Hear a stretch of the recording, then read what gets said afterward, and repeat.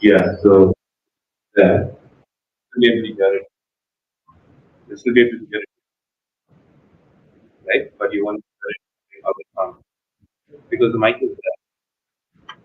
Oh, what happened?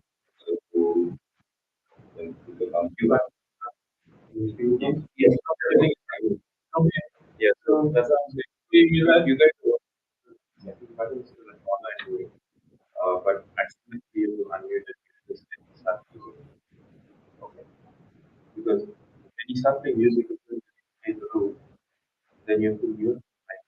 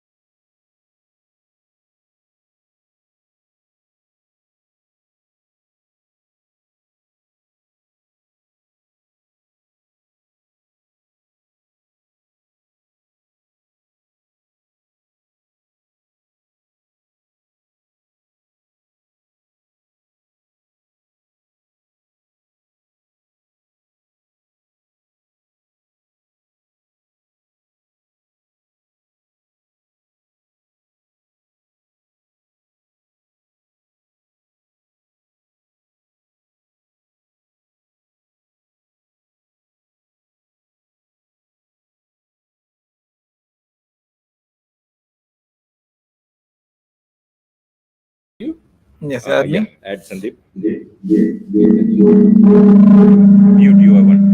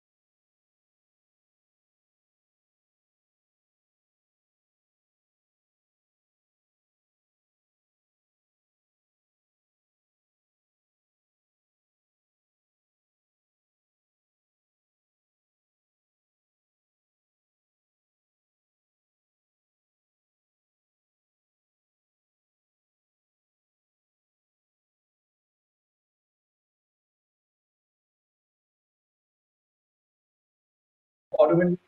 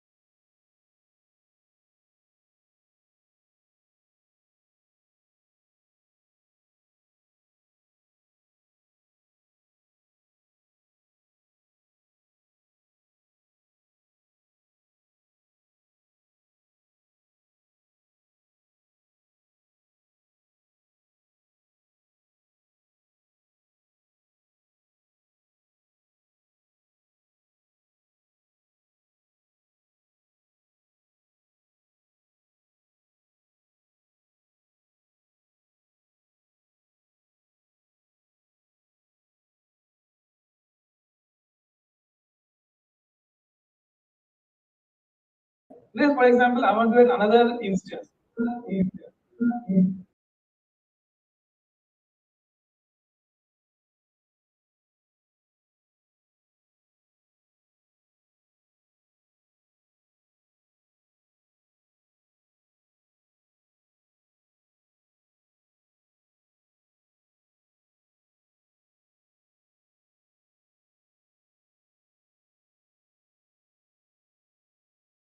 Quickly. Okay.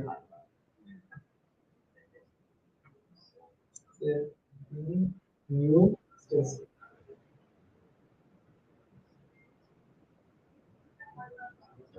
So it will automatically start a CI/CD pipeline. Just give it 1 minute. Push. Okay, question? Why is that? Thanks. Oh, Yeah. Just wondering, right? When you set up Terraform because you have all of this is like a whole application, right? Multiple instances running. How do you then ensure that you always have monitoring and observability from the start and yeah. so for building an observability, you have to ensure, right? So for the, whatever I record any changes for that, you have that Terraform cloud right? That on the service, right?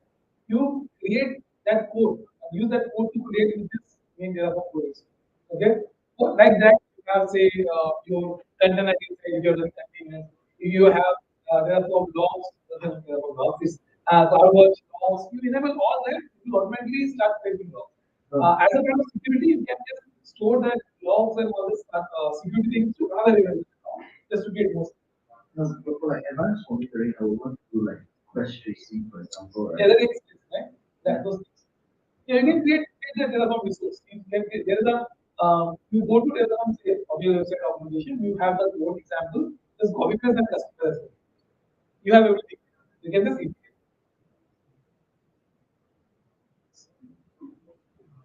Yeah, question. You can take it out. Yeah. So, how in terms of like collaborating code with the members, how do you test the setup, the configuration that we have locally? So locally you can use Bkit, but that's not the one. So in the CI pipeline, right? So the code build first you run Terraform validate or your unit test. You run that unit test that this will be showing you. So here you see before maybe all in the build, I'm running a Terraform validate here. But these are all like we deploy in cloud, right? Oh, you want before? Yeah. For that you have a pre-do, right? You learn about the hooks. There is a pre-do. So before, so do you run that? Just search about pre-hooks. It's called Git. You Okay. have to in the Git configuration. So you put it in Git. Yeah, in the Git, then it will not get pushed. First, Uh, you will. I mean, like all the infrastructures are getting like I mean, like for example, if you build an EC2 and some in a VPC environment or something, so how do you test that? Oh, you run some plan commit. Check it's all probably getting to get a you verify plan things, then only run apply. So it's Not Terraform.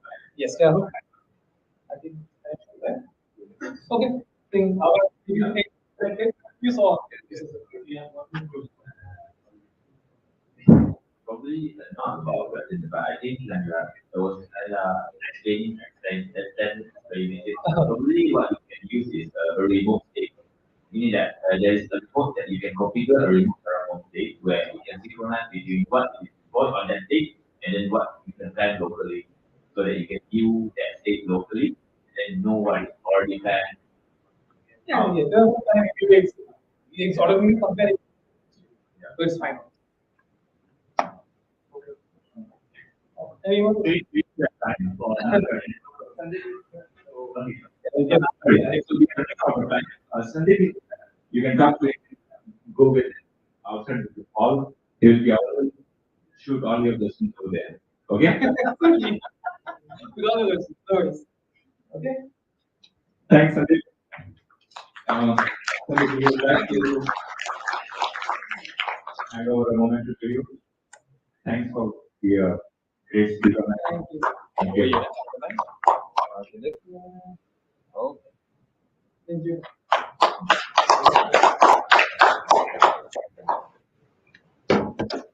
So, as you know, the first two sessions got extended, so this got golden.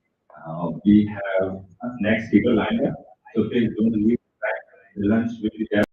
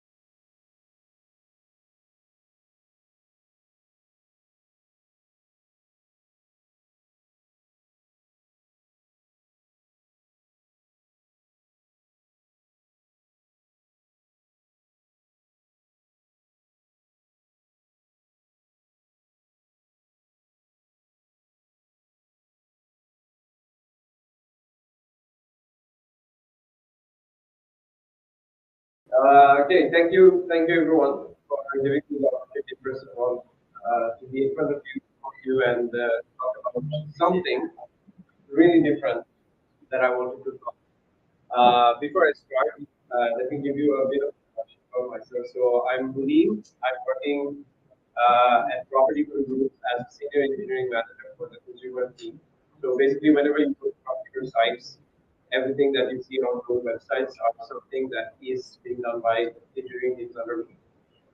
So if you see any problems, you can reach me out. So cool. Yeah, I just go back to the title that I want to focus on first, right? Just enough architecture, designing systems with lower time to market mindset. So I will just start my session with not so much famous line from, but someone who is very famous. That person is called Kelsey Hightower, who is the writer of Kubernetes Up and Running, right? And he's also very famous in the open source community. So I like one of these things that he mentioned, which is that stay with the boring architecture as long as you can, and put almost everything, all the resources, all your time in building things that your customers are willing to pay for. And that's really powerful, right? Like, why do we do all of these architectures and everything? We try to solve problems, and the problems are for whom? The people who are going to use that, right? Now, it doesn't matter like how much beautiful your underlying architecture is if it's not really solving the problems for the people. And also, if you're taking a long time to deliver just because you are perfectioning your architecture or whatever, it doesn't matter, right? You delay your product delivery by certain times. Some other competitor gets that, and they're in the market. Just take an example: AWS versus GCP, right? AWS is in the market from a very long amount of time. And when they started, GCP was nowhere there, and now GCP is struggling to get a share in that market. It's very hard because already AWS is there and doing a great job, right? So today we focus on how do we do architectures, how do we design architectures. We go a little bit back to the basics of like what is the role of an architect and where do we start, how do we start it, and we'll see some examples of like how we can go with a very good design, but how can we go with a little bit of boring state, take a bit of backstep and go with a boring approach of the design, but which is perfectly fine, which is possibly going to work for our customers very well. Cool. So yeah, these are the things that I'm gonna cover today. First thing that I'm gonna start with is there's no such thing as bad design. I mean, you see that exclamation marks because I have a problem with that statement. Then role of an architect with great power comes great responsibility, and some of the non-negotiables that we are designing things, everything data, API security, and everything API, and a bit of something in this world of microservices, where I'm saying that start with monolith. And how, I mean, of course, monoliths can be a pain, but how do you really manage it to be in a way that you build systems for your customers? You build it with monolith, but you can always go to your next iterations. And yeah, the last one is don't think X is Swiss Army knife. We have that tendency, right? Kubernetes is everything. Let's use Kubernetes everywhere. Serverless is everything. Let's use Lambda everywhere. We'll talk about that a bit. And then we'll look into some case studies. I have picked up very two famous case studies here. Basically, notification service and a product search service. Everywhere we go in, whenever we're using Shopee, Lazada, or anything, we do product search, and we're very much familiar with the notifications, right? We register, we get an email, we buy something, we get an SMS. Okay, so let's get started. Let's start with that. There's no such thing as bad design. It's a cool thing, you know. It's good to say when we say that, hey, you know what? I came up with the best design I could, and there's no such thing as bad design. It's right. It's true. But at the same time, you can necessarily create a bad design just because you didn't do certain things when you were supposed to do it. For example, maybe you didn't do your homework right, and now what is a homework for a design? When you are presented with a problem, you need to understand what is the requirement, functional requirements, and then non-functional requirements, like how many people I'm going to serve, what is the frequency of my requests, how much data we are talking about, what is the data flow looking like, right? Once you figure those things out, then you start abstracting out your design. Okay, this is the block, this is another block, this talks to this one. And then you figure out what are the things that you are going to put in those blocks. Like whether it's going to be a serverless, it's a Lambda, is it going to be a message queue, is it going to be Kafka, whatever. But you start at those very basic blocks. So if you didn't do your homework right, there are like huge chances that you will end up with a system, a design, which is really bad design.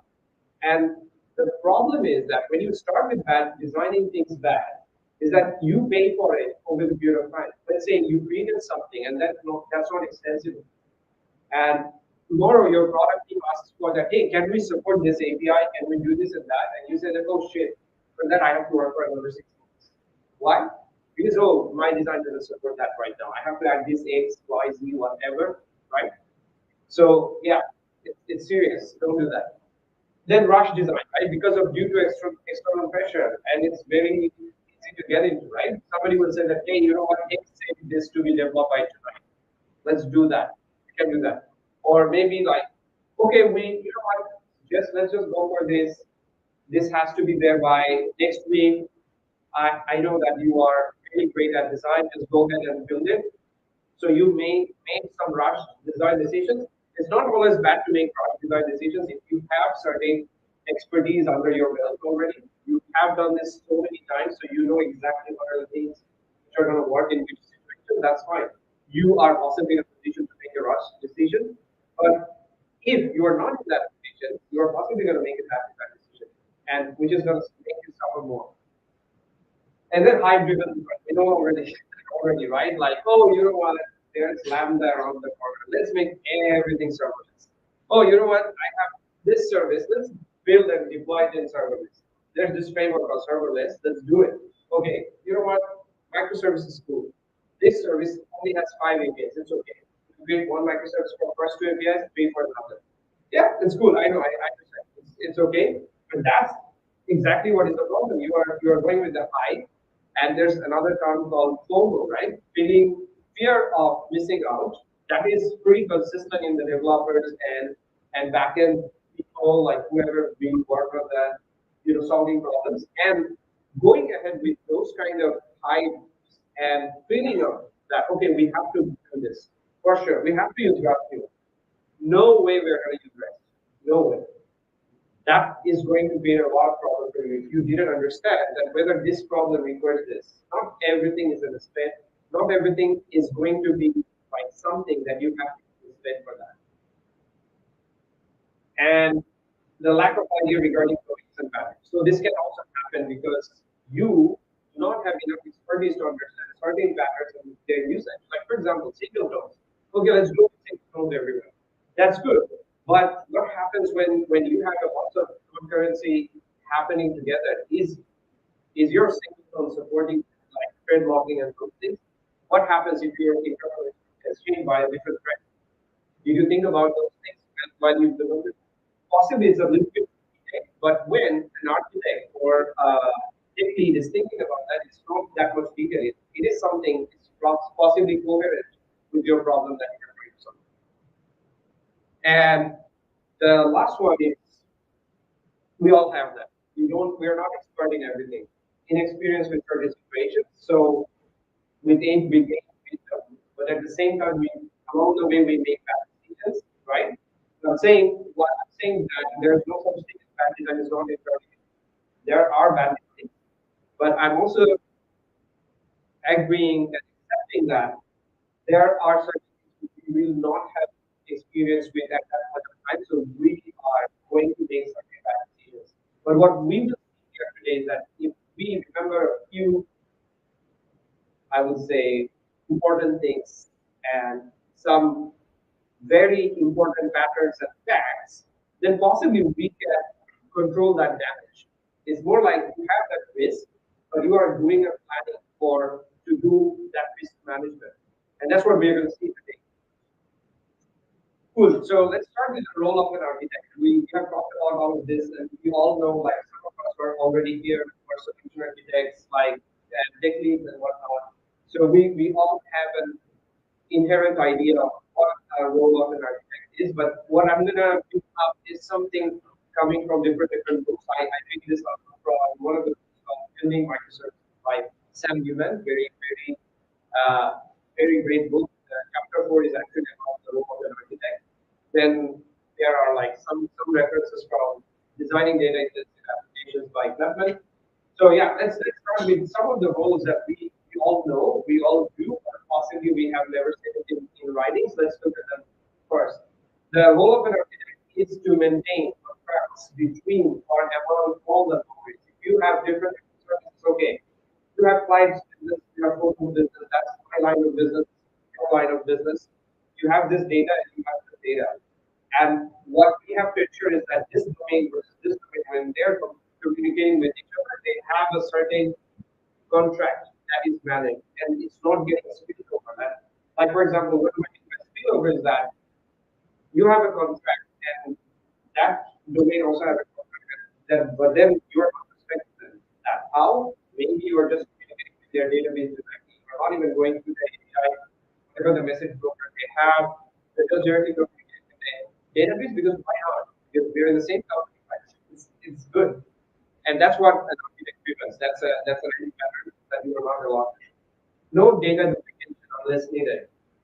It's entirely common when you are starting with lots of services. If you have different services in different places, for example, in our case, we have agent database where we have agent information, and we have different information regarding agent ratings. We have other metadata, like for example, how many times this agent has sold properties, or what was the median of selling price of their listings, and what some analytical data, some which is very much entirely metadata. Now there's a tendency in our teams as well, like, hey, you know what? I need this information from agent data as well.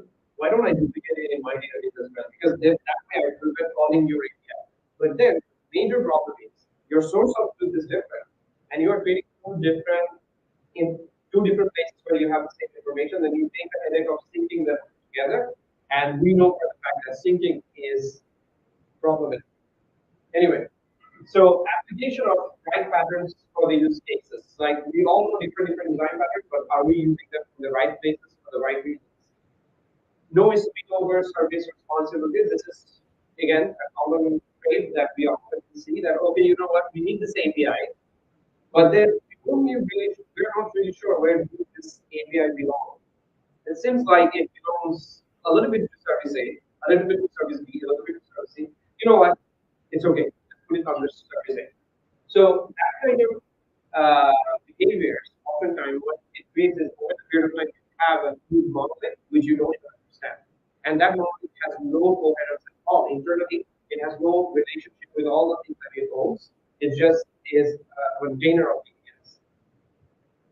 And another thing that the architect tries to impose is that extensibility is the first class citizen. Like whenever you are building something, you have that mindset that okay, can I extend it into whatever that I have in the future? I don't know the future, but tomorrow, if I have a today I have a search database in MongoDB, can I go from there to a different database?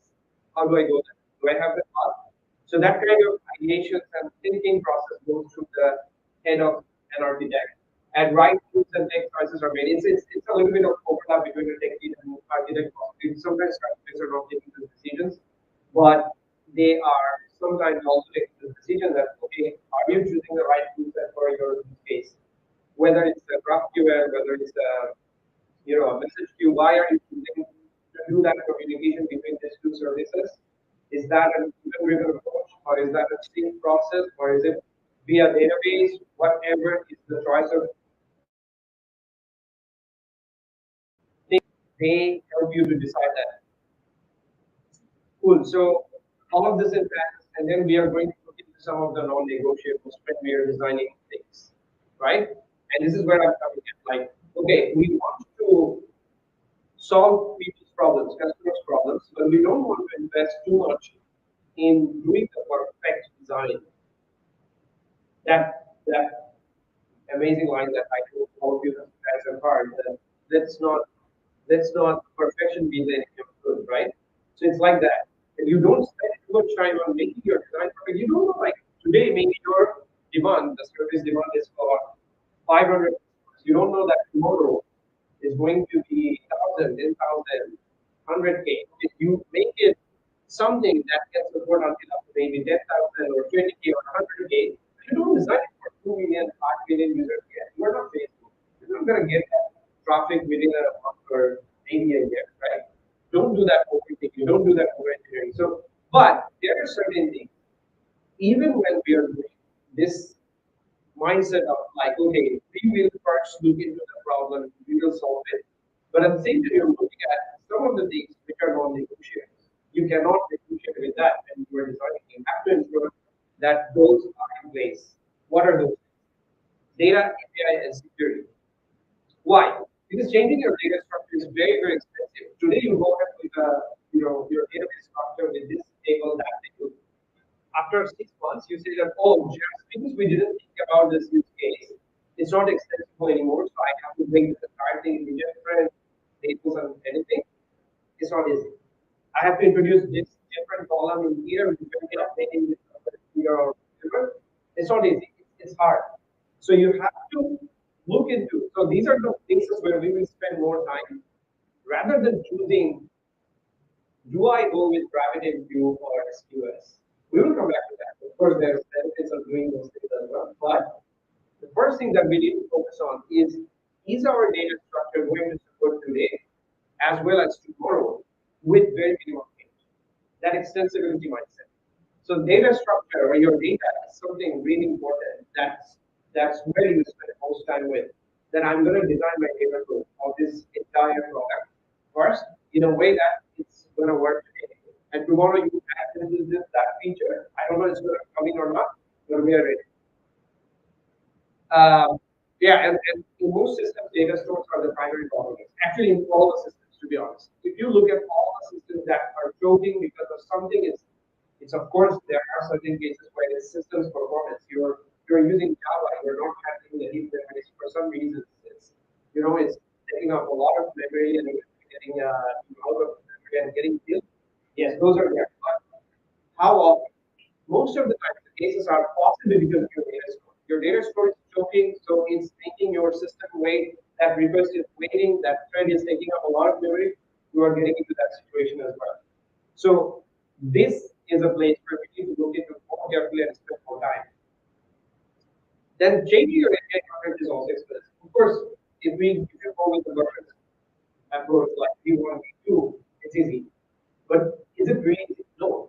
Like as soon as you release your API, people are going to consume it. Whoever is consuming it. If it's your system, it's under your own control. But think about it like if you have four different teams and systems who are consuming your API. Is that easy enough?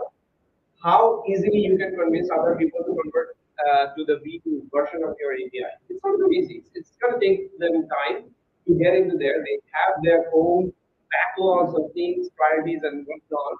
They have to plan like when they're gonna put your request of like, hey, please upgrade to V2, right? So it's not easy. So and there's also people communication and things are involved. So it's going to be very difficult for you. So that's why you will spend a little bit of time to understand how you're going to create your API in a way that instead of creating a different version, can I create a different API for this use case, but at the same time extend this API in a way that it's not breaking your code, that it's not breaking the other people's code when you are releasing new data, coming in the response or something. You're not changing the structure. That's a making change. So those are the things you need to think about. Yeah.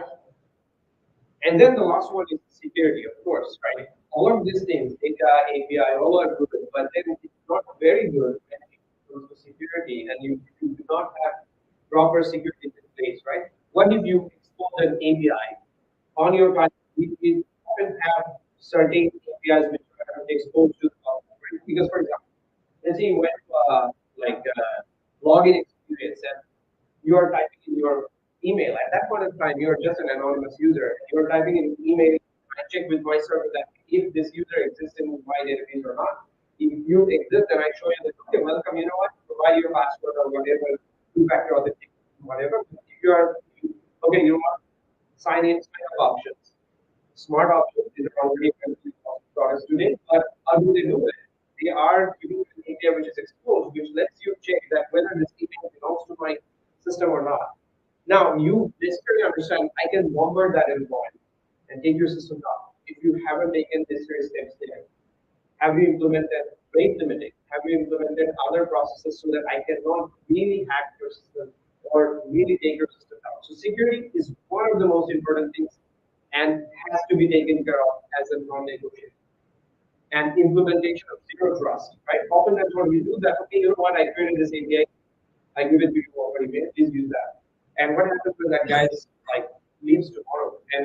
And you know really that if he's not giving that API, maybe you know as a company, we often have hard situations and hard decisions. What if that guy has to leave?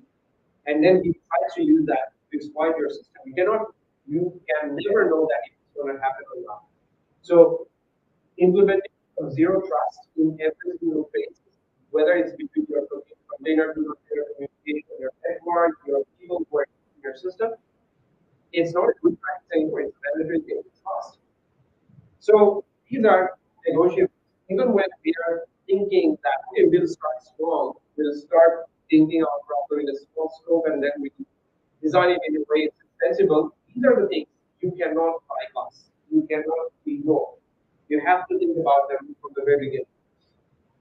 Now, um, the next part is everything API. So what does that mean is that one of the also important thing is that when you are defining your design, you have to think about an API approach. Now, what do I mean by API approach? That you define an entity somewhere who is responsible for accessing a particular data. So, for example, you can always go to directly to the database to collect some data, but also possibly there is some service in front of that database who is responsible to give you that data. Whether you use that or not is something that is a decision you need to make, and that based on the decision you do, it will impact so many things. Possibly it will impact like how frequent for accessing the data, whether I can put a rate there, how secure that connection is and whatnot, right? So that everything in your mindset is that whatever the blocks that you design in your blocks, you define some kind of communications between them and channel. Like, okay, how are they going to communicate? Okay, these two are going to communicate using a REST API. These are internal services, so I'm going to use gRPC for them. They're going to communicate internally using that.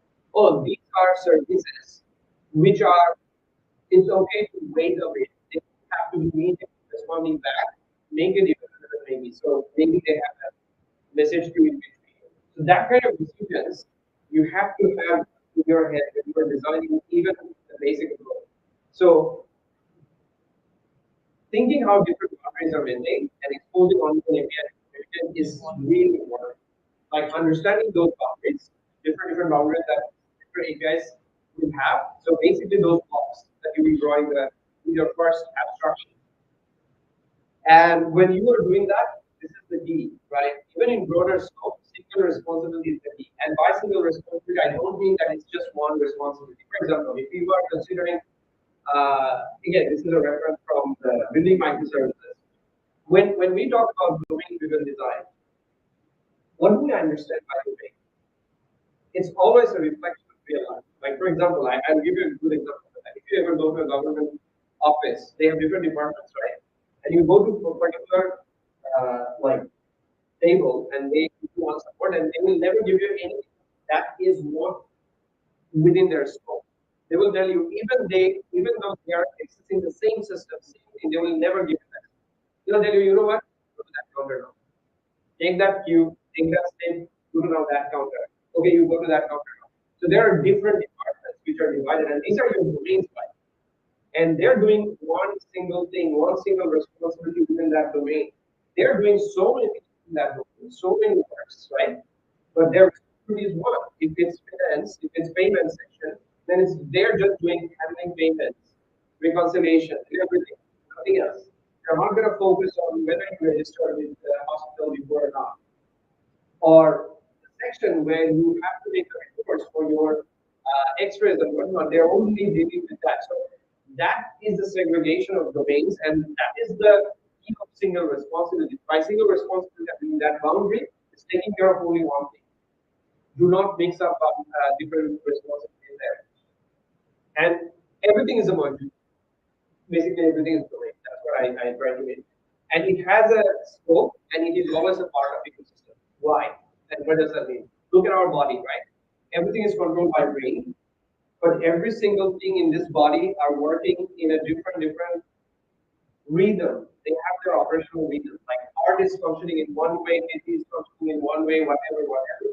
But every single of them has a common communication. Like, okay, you know what? I do this, and I do only this smart scope. But they're part of the ecosystem to solve a bigger goal. And what is that goal? To give you when you are building that APIs, different blocks and everything, what is the goal of that? That's going to solve the particular product problem. Whether you're building a marketplace, whether you're building that, for example, marketplace, right? When you're building a marketplace, everything is a marketplace. Whether you're going to book a flight, that's a marketplace, flight marketplace. Whether you're going to buy a car, or you want to sell your car, that's a selling marketplace. Whether you go for properties, property guru, right? It's a marketplace. It's a marketplace for properties, agents, people who are selling and renting. So when you design that and to power that marketplace, when we started with marketplace, that's our ecosystem. That's what we want to build. But to power that, there are possibly 12, 20 different microservices, or even services, or even one huge monolith that's particular. I'll show you an internal data. Property Guru, actually, what you see today, one of the pages that you see, it is actually powered by for last 14 years, it is a huge monolith with PHP. Okay, now we are breaking, but it was written in so good, in a so good way that now we are breaking it and we know exactly how we want to go from here to there. Of course, there are like different places that it's not that good. It's going to be hard for us to go there. But we're going there. We are trying to speed it up. Then for last 20 years, it's been our business. That huge one single done. So again, inside the project, we had so many different bits and pieces like modules. Had a scope and which did something. And we'll see that very soon. And understanding the hidden domain data versus shared data is the key to define the API with the address versus event sync versus classic. So what did I mean by that? Is that any domain has some hidden data, hidden model, and then it has a shared model, which it shares to the world as a data, right? Like for example, let's take an example of order management. When you order something in an e-commerce system, what do? You order something, it takes the order, and then it has the order data, and then when you were doing that order, you did a few more things as well. You created the order, but then you went for a payment. And the payment system is getting a subset of the information from the order. It's getting the order ID and possibly who created the order and what is that amount. That's it. So inside the order domain, they have a hell lot of more data. The status of the order. It has like who created that, what was his previous orders, every single information. But in the payment, when it is going to the payment domain, it's just exposing a few subset of the data. That's the shared model. So basically, you are sharing the order data to payment as well, but that's not the exact order data that you have inside you, which is your hidden model. Okay. When you know this difference, then what is my hidden models in a domain, in a block, versus outside of that block, what is my shared model? You understand how you want to share that data. Is it an API? Is it going to be an API? Or is it going to be a message? Event queue? Or is it going to be a sync process or async process? So thinking from that API mindset will give us the opportunity to design our system in a more extensible way. Okay? And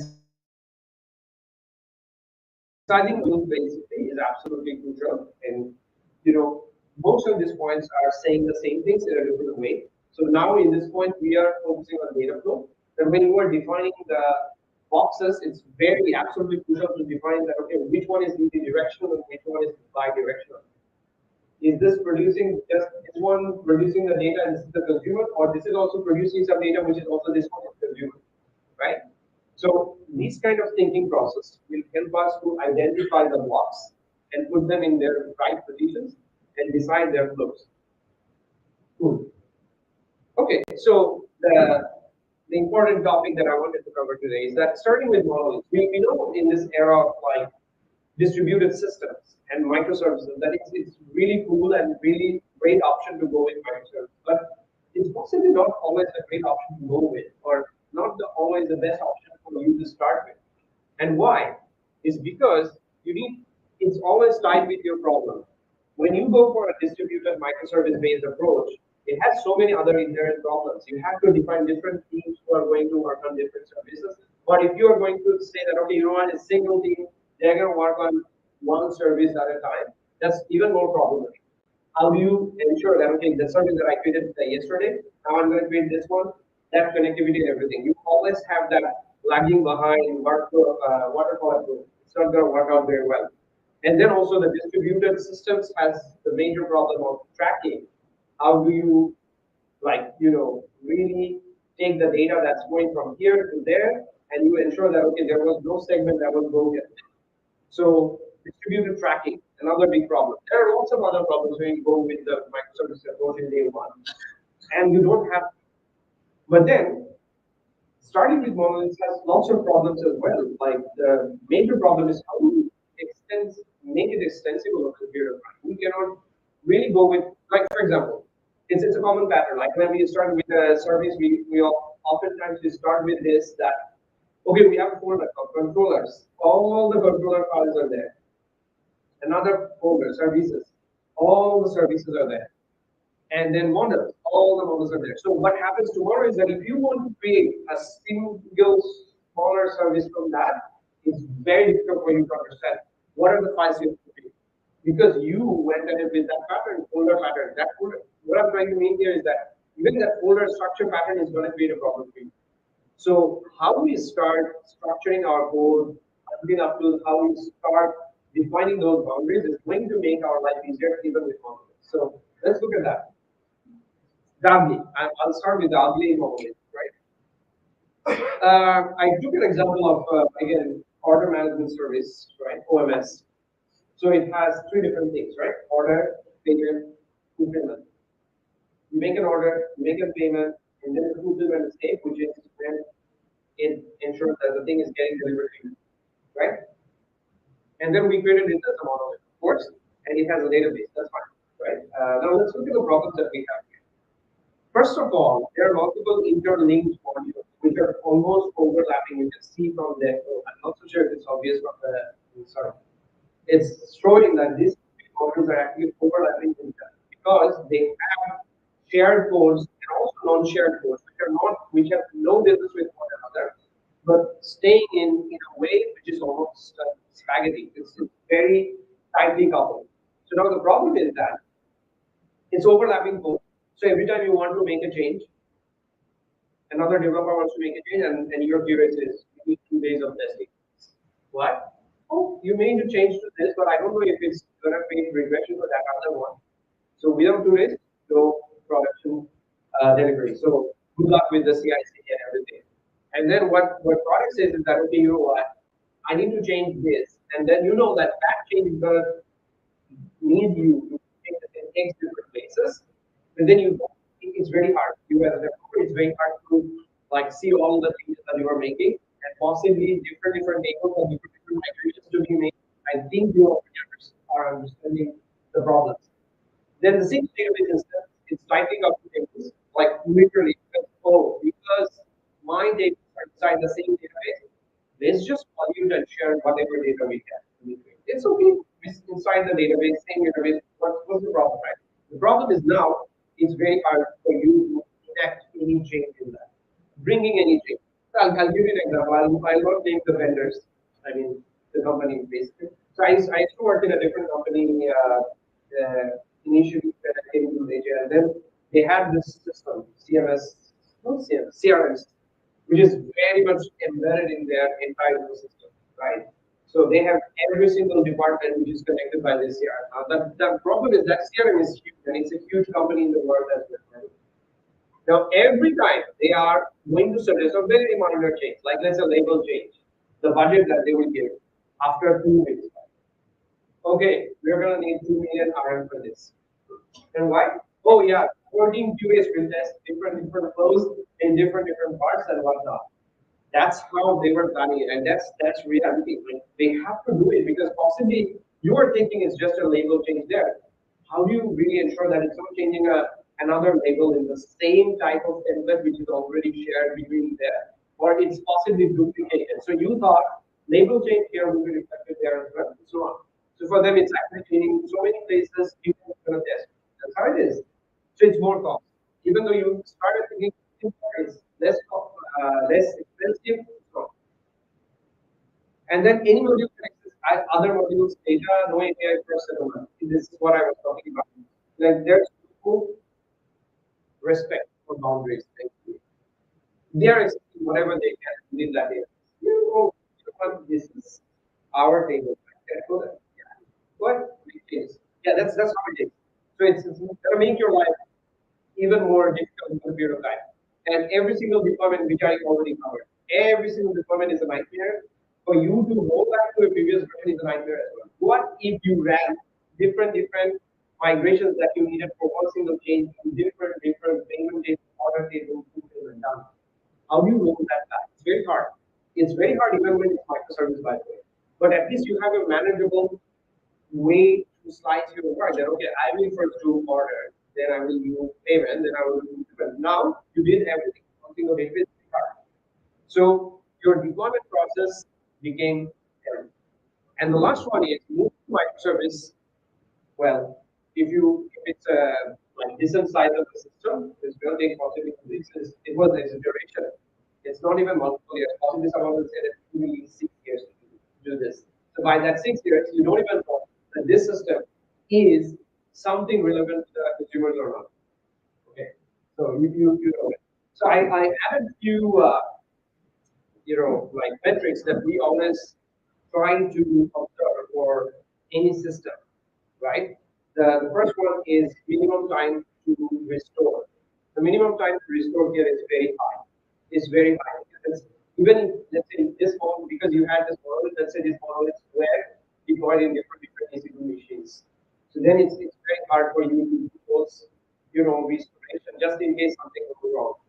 Then the change failure frequency might be too high because you introduce a change, something got broke, the regression test couldn't find it out, human test couldn't find it out as a broke, and that can be a possibility, and that we already have seen a lot of cases with huge volume impact, and which is not properly designed.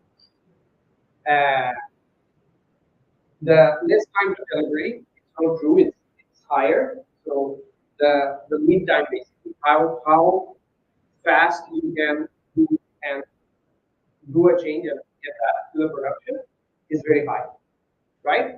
And the deployment frequency is very low because of that fear. What if something gets broken? So sorry, we have a release cycle of 1 month. Every single month, one change or whatever changes are there, only one change in that 1 month or 2 weeks or maybe 1 week.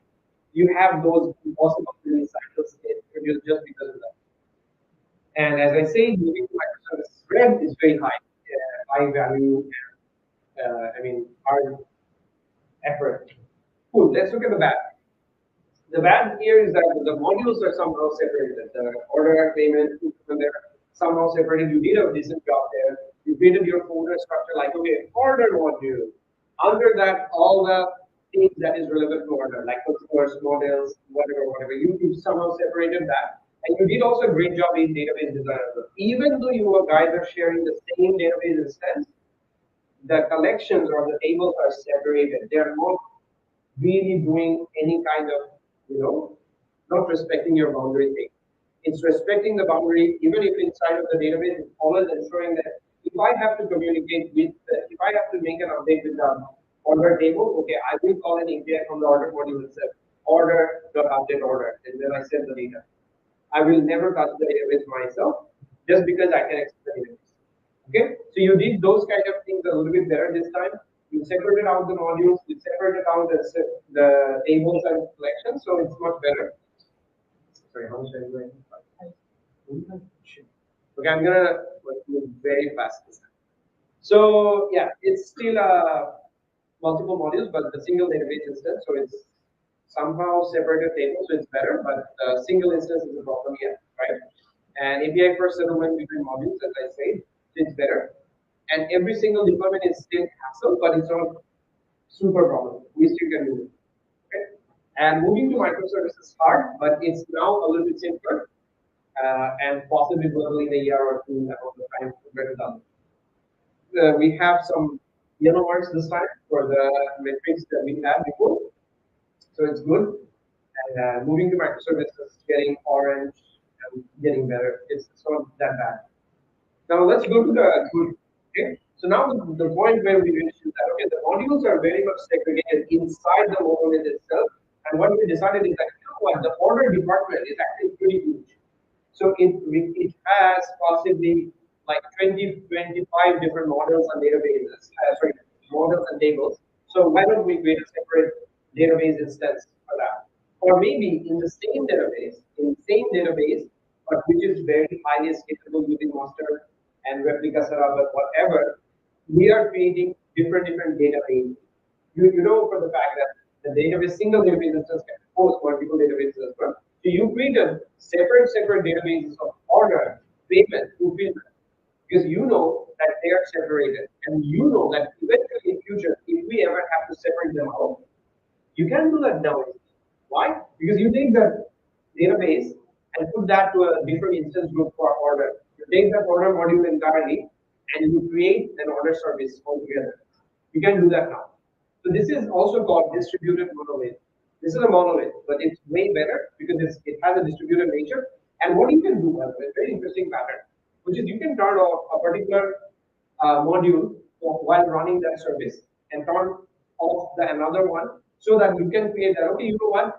I have a distributed monolith in a way that just the order service running in this instance. So you have 5 instances which are running orders, 5 instances which are running payment, 5 instances which are running fulfillment. This pattern you will find in Loki, Prometheus, a lot of other services that was created later, which is single code base, single monolith, but running like a microservices. Just by this, they're loading just the package that they need during the runtime. So when you say that, okay, I need the I forgot the exact names, like in Loki, I think there was a transform or something like that. So when you are saying transformer node, it's basically running that transformer package only. That's it, nothing else. It's holding that and running that, but it's single monolith by that. So that way you are getting the certain benefits of monolith. What are the certain benefits of monolith? Managing the single code base is much easier. Looking into different places, oh, I have this config here, that here, it's much harder. Doing certain things in that single code base is much easier. Like for example, common or shared tools, like for logging, for distributed tracing, things like that. So those are much easier, and you can enjoy those benefits in that distributed monolith. And these days, it's getting even a different naming. It's called a monorepo, right? It's actually not a monorepo what I'm showing you, but it's getting a better formation and getting a different naming these days, which is called a monorepo. So it's inside one single setup, but the different things are actually different services. But in my case, what I'm showing you is getting defined as a single system, single service. So whether you go from here to microservices is up to you. Okay, I don't want to go to this next. Everything is getting greener. Life is much easier. Okay, the last one. I have a case study to cover. Can I do that? Okay, cool. At least one case study should be there. Okay, then we again, these are points actually pretty much obvious, which I was telling you before. Let's I just pick up some examples. Let's use GraphQL everywhere. Let's use serverless. Let's use Kubernetes. Oh, we have microservices. Let's go with Kubernetes everywhere. Oh, you need GitHub. We know more. Let's go with Istio or whatever. Or let's go with Kong. So choosing something just because you are very much familiar with that, and you have seen that it covers possibly 20% of the use case of your current problem is a bad choice. Don't do that. You need to do that study to figure out that what is your problem. Based on your problem space, you decide and go with your choice. But yes, remember is always an expensive choice because you have to see the learning curve. You have to see whether you're going to get people for that to work on, whether there will be people over the period of time who will work on this, right? So possibly it's a better choice to stay with something that you already know better and much easier for you to go with. That will be easier for you to roll out in the market. So now Let's look at some case studies. We'll just pick up this notification service. We're looking at the functional requirements. It's going to be able to send email or SMS notifications. It has custom templates. It can retry, reliable and scalable, and extensible to other notification providers. For example, you are using for email, you are using SES today, but tomorrow you want to use SendGrid as well. For some clients, you want to use SendGrid. You have for SMS some AWS service for using, and then you want to go to SMS instead because that's a different service and much more scalable. So if we start with the blocks, just I'm not so sure if it's properly visible on the back. So if we just start with the blocks that you are looking at is that okay, you have a notification API where people can send you the notification to send. And by people, I mean different systems. Your order service, your user service. When you register a user, you want to send an email, welcome email to the user. So these are your consumer services. So they can feed you by an API possibly, right? That's your basic setup that you are thinking of. Okay, I get the API. And they can also register templates with you, different templates, right? Like for one email, I have a different blah blah blah. So you need an API, you need a database so that you can sustain this information somewhere that I got a request for this notification so that you later on can do the retry. You have a retry process, and then you have a queue pipe. As soon as you get in the API, what you want to do is like you want to save the data in the database for retry purpose later, but at the same time you put it in the queue so that it's more async. And in the queue, from the queue, there is another process, notification processor, which is taking that up and sending the notification. And then you have the notification template store where all the templates are stored. If you put it by this building blocks, this is what it is looking going to look like. And then you start putting in the mix, like what are the different services I'm going to use. So possibly you start with AWS choices. That's why you started with this. But okay, you want our notification API, it's on demand. It doesn't have to be the server always up and running. So yeah, you know what? I think it's a better choice for serverless. It's going for Lambda is a better choice. Okay, go ahead with that. You started with the Lambda service. And then as soon as the payload came in, you put that in the queue. So you use SQS there, you put that in the queue. And then another function, notification processor function, this one right here, takes that message and does the job. It has all the integration modules. It has SendGrid, whatever the module there, has different modules you created, let's say. And then it can pick up the templates from the bucket that you have, which is our notification templates. All good. We have a retry function, which is also a lambda, but it's with a periodic lambda instead of with a cron. So you can pick up from a notification, if you like, how many of those notifications were a success and which are failure. You pick up, you try to resend them. Pretty basic solution, and it's going to work very well. Trust me, we created this solution for a particular company and it worked well for their use case a lot. But then it's also a lot of things. It's also a very good solution, by the way. And we possibly do not need it in the day one. Possibly you just need to send notifications to your 1,000 or 100K customers, and for that you don't need it. That much scalability, you don't need it. So why don't we create something like this? That okay, we have the same notification to the store. Yes, we need that, and we still have the notification database. We still also need that. So for the notification template bucket, we still have that bucket S3. But for the notification DB, we have, let's say, previously as well, we had document DB or Dynamo DB, we have that as well, it's still there. What we replaced is those three different functions that we have. The notification API, the processor, and retry. So we merge these three together into one single system, and these green marks are basically showing that these all three blocks are actually part of one single service. And that's a single monolith that you have, which has two different APIs exposed for you to send the notification, register the template. But then it also has retry mechanism module inside of it. It has a processor function inside of it. Okay, cool. I think I wanted to cover one more case studies, but I think the time's up. Thank you for listening to whatever I say. I don't know exactly like how much of it made sense. My intention was that we look into the design problems, the architectural problems, not just because of this set of options that we have, but we look into the customer problem and we solve that from that perspective in extensible. Cool. Thank you so much. I really interesting to me. So just a quick question. If you guys have, we will take two questions. So I just want to know whether that is like design. That's something. No, I think like I saw it some in someone's blog. Some cool guys actually said that in HDD. So I'm not so sure if it is like streamlined yet, but I think it's going to be streamlined out soon. Good. Hi. Hello. So I actually have a few questions, but let me just compress it. So, the first question is when you break down code into microservices, it is inevitable that you will tend to repeat commonly used code. So, how do you ensure consistency of such code? Commonly used code, shared code, you mean? Yeah. Okay. So how do you ensure it's consistent? So I'll take that example using a package manager, right? NPM, let's say. So the common pattern that in node works, what you do is that you create a package, common package for let's say core, right? If you see in all of the like these services in whichever is written in Node.js or whatever, you'll see that they have a core package, right? What is that containing? That's actually containing the shared code that your different modules, different microservices are going to need, right? So how do you maintain a consistency? It's going to be versioned, right? If it's an NPM package, it's going to be versioned. So let's say one module is 1.0.3, but the other one is has to use V1.0.2, right?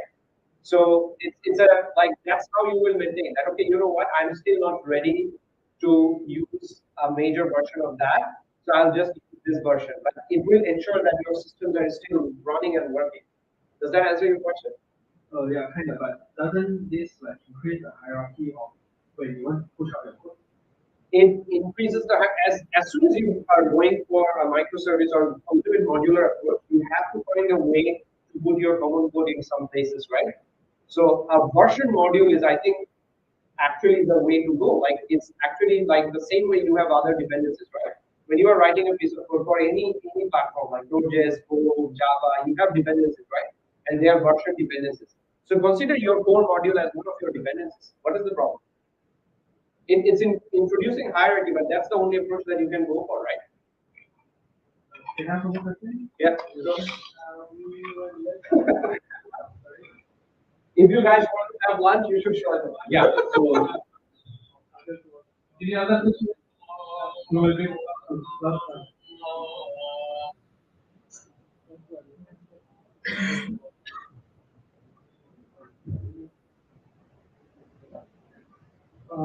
Hi. So, uh, you said that solution architect ask the right questions when you have the infra.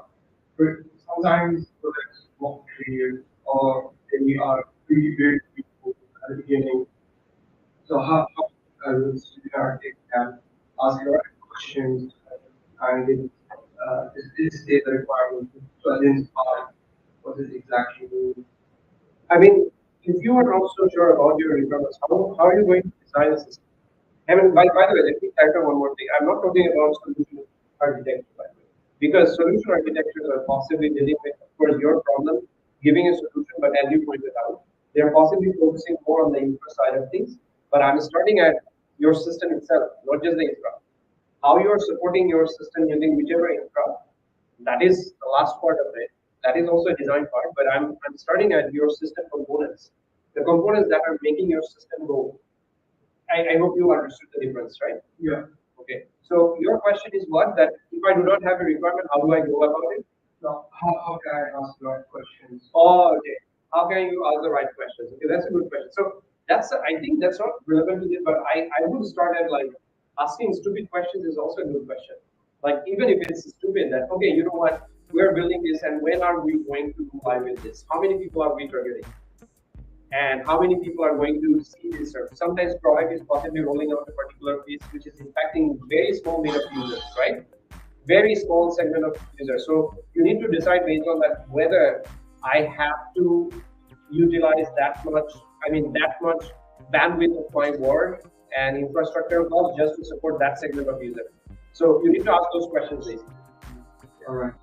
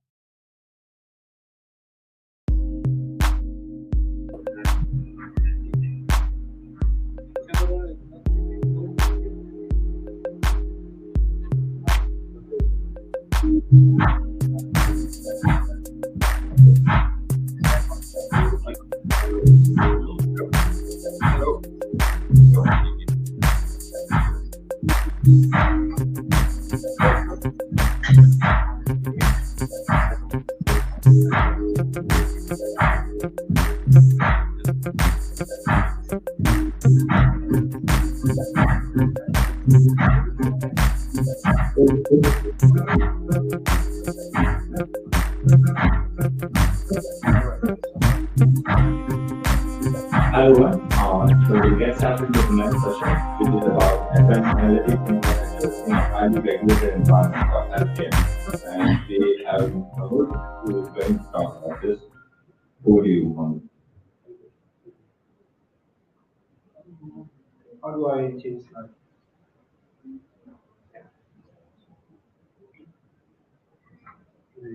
Okay, thank you. Thanks for coming. Thanks everyone for coming, and I hope you guys really have a good lunch. So today, what I'll talk about is how we. So I'm a data engineer with Roche, and I can call me Mamdu. And today, what I'll talk about is basically how we at Roche use AWS high environment and to perform advanced analytics to better benefit patients in healthcare. So a little bit about myself. Um, I previously trained as a biologist, so I did my bachelor's degree in molecular biology and biochemistry, and then I did my PhD in bachelor computational biology. So that's a little picture of me where I used to work in you know, such sterile environment. So basically, I was actually transferring DNA into cells. And then, yeah, and then have had previous experience in clinical research, non-profit organization, as well as experience in banking. And I've been with Roche since 2020. Next, I would like to introduce you guys a little bit about the company that I'm associated with. It is Roche. Roche is a healthcare company, and it's founded in Basel in 1896, and it's the number one company in the world that as an investor in R&D in healthcare. Just to put things to perspective, that in just last year, Roche R&D investment amounted to 15.7 billion Swiss francs, which is equivalent to 73 billion Malaysian ringgit. And the company is headquartered in Basel, Switzerland, and we have around 101 employees, under 1,000 employees worldwide. And last year's sales for Roche was around 50 billion Swiss francs, which is about 22 billion. In Malaysia, we have been situated in Malaysia since the 1950s.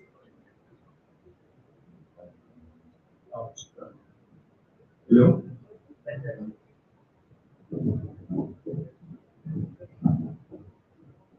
Thank you. Okay. In Malaysia, Roche has been here since the 1950s, and we have currently about 1,200 employees, which comes from 18. Here we are divided into three main divisions: pharmaceuticals, which means medicine, for example, cancer medicines or medicines for your eyes or ophthalmology. And the second one is diagnostic division, which is the division that sells or produces machines for diagnostics, and as well as our lab reagents. And the last one is business services, which can be divided into HR, finance, informatics, and corporate. So I'm with informatics division, within the business services. So here at Roche, we have around 200 informatics experts, and indeed, Malaysia is one of the strategic IT hubs for Roche. Okay, next I want to talk about how data and is being used in healthcare, and how we use data, and how we what is the interplay between these two elements, and how we integrate with AWS. So as a layperson, or as a normal person in what the world, we interact with the healthcare industry at multiple points in our life. Even sometimes we do not even realize it. For example, when we go to hospitals and pharmacy, we basically interact with the healthcare industry. When we make an appointment for a doctor visit, or we buy medicines at the pharmacy, and then maybe when we went to the doctor, we had procedures done, for example, imaging or laboratory procedures.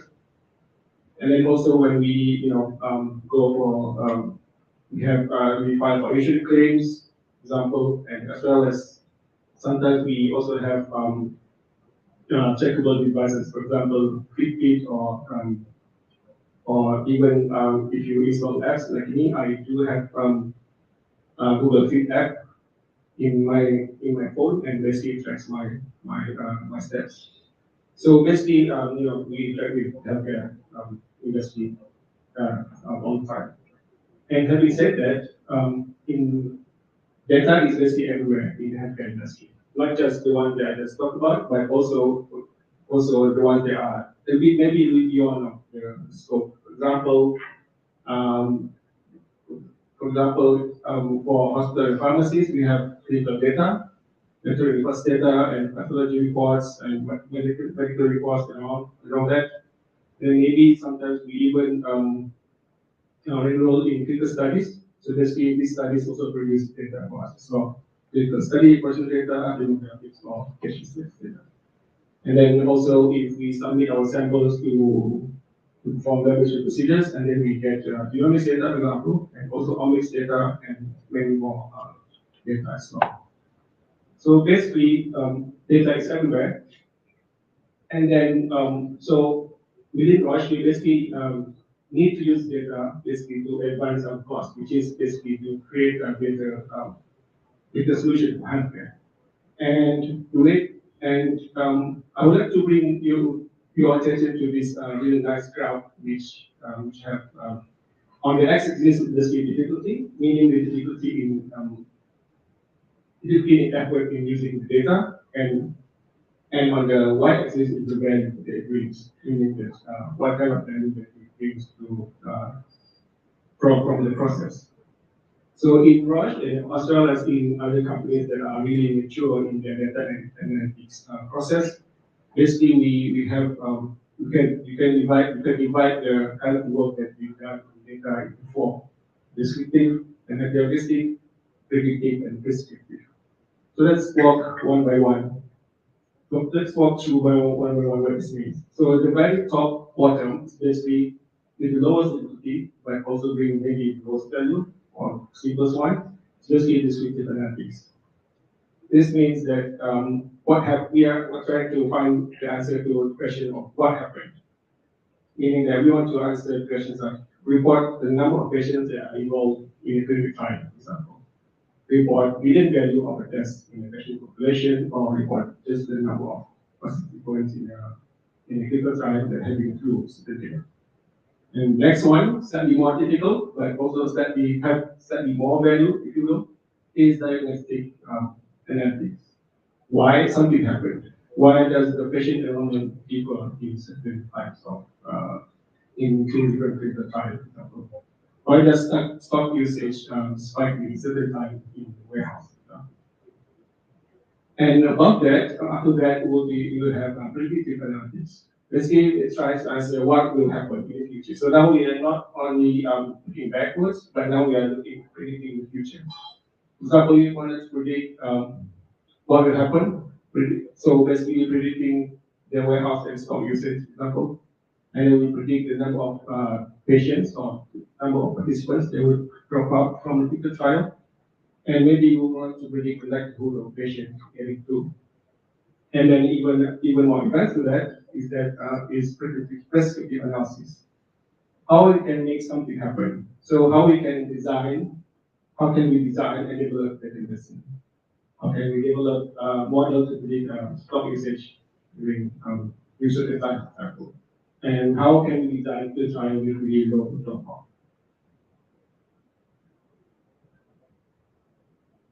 Having said that, we in the healthcare, like I said just now, we have a variety of data. We have different formats, and then we also unfortunately, or also at the same time, we have many regulations that we have to abide by, and also we have to follow strict procedures, and also we have to follow requirements so that we can extract the value of the data. So we have various kinds of data in various data formats, and then we have sometimes the data sizes are non-uniform in value, and also they may be coming from very different sources. And in terms of legal requirements, we have many. It depends on the country. For example, in the US, we have HIPAA, Health Insurance Portability and Equality Act of 1986. And then in the EU, we have General Data Protection, or GDPR. In California, especially, we have CCPA, and then also user agreements. User agreements here means that when we share data, we sometimes we need to enter into contract and agree on certain terms and conditions. And at the same time, we want to make sure that the user of the data, for example, data scientists and the engineers or data analysts, be able to use this data, even with all of these restrictions. So the data has to be accessible and usable. The data has to be associated with enough, maybe even whether which metadata. Metadata is data about data about data. And then the data has to be up to date and also convey the anxiety for the business.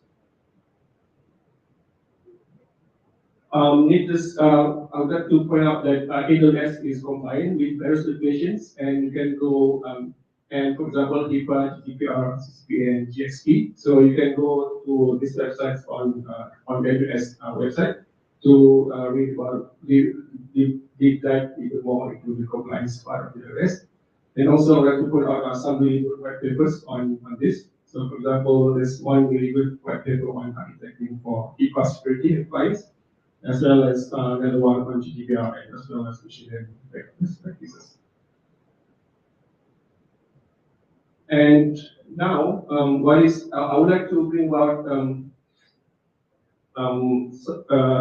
data principle that has been initially been coined or been composed from the sector community, and now has been adopted in the healthcare industry, which is FAIR principle. The FAIR principle is basically a set of values or principles that's been designed to help the data practitioners to be able to use the data in a machine learning format. So F in FAIR, it stands for findable. So the data and the data should be easy to find for human and computers. And this means that the data and the metadata should be machine readable, so that these two data and metadata can be readable and can be automatically discovered by the platform. Now, A stands for accessible. So the data should be accessible for the users, and this includes using authentication and authorization. And those two should be accessible and retrievable. I stands for interoperable. Data should be able to be integrated with other data, because sometimes you need to join the data with another data, and they can be integrated with applications or workflow or platform that you use. And finally, R stands for reusable. This is the ultimate goal of FAIR. It's basically to optimize the reuse of the data, because you don't want to keep on creating data and then you just creating a mountain of data. But what basically you can do is just use the data, and the data should be well described so that you can be able to replicate it in different settings.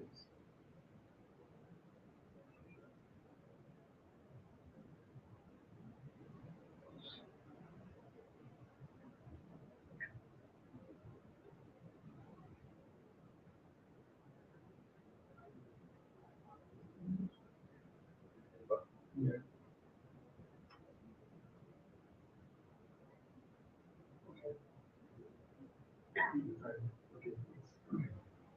And also, we have to keep in mind that data does not sit still, and it actually lives within what the so-called data engineering life cycle. So this is I picked this from a really good book, Fundamentals of Data Engineering. And I really recommend that anyone who are interested in data science or data engineering to read this. So basically, data goes through a life cycle. So first, they will be generated. So that's the first one, generation talks. And then it goes through ingestion, transformation, and serving. And then it will go through and then be used, and it will be served and be used in either analytics, machine learning, or reverse ETL. And underneath, we have the undercurrents, meaning that the unifying or the themes that are consistent across all of this cycle. We have the security, data management, the ops, the architecture, orchestration, and software engineering. So we have to keep in mind that while we have all these positions, and we have to also make sure that the restrictions and also the requirements also conform and also be aligned with the data engineering side as well. So in the next couple of slides, I will be showing you user case within Rush that we have. So basically, it will be just specific on the serving as well as on the analytics and machine learning.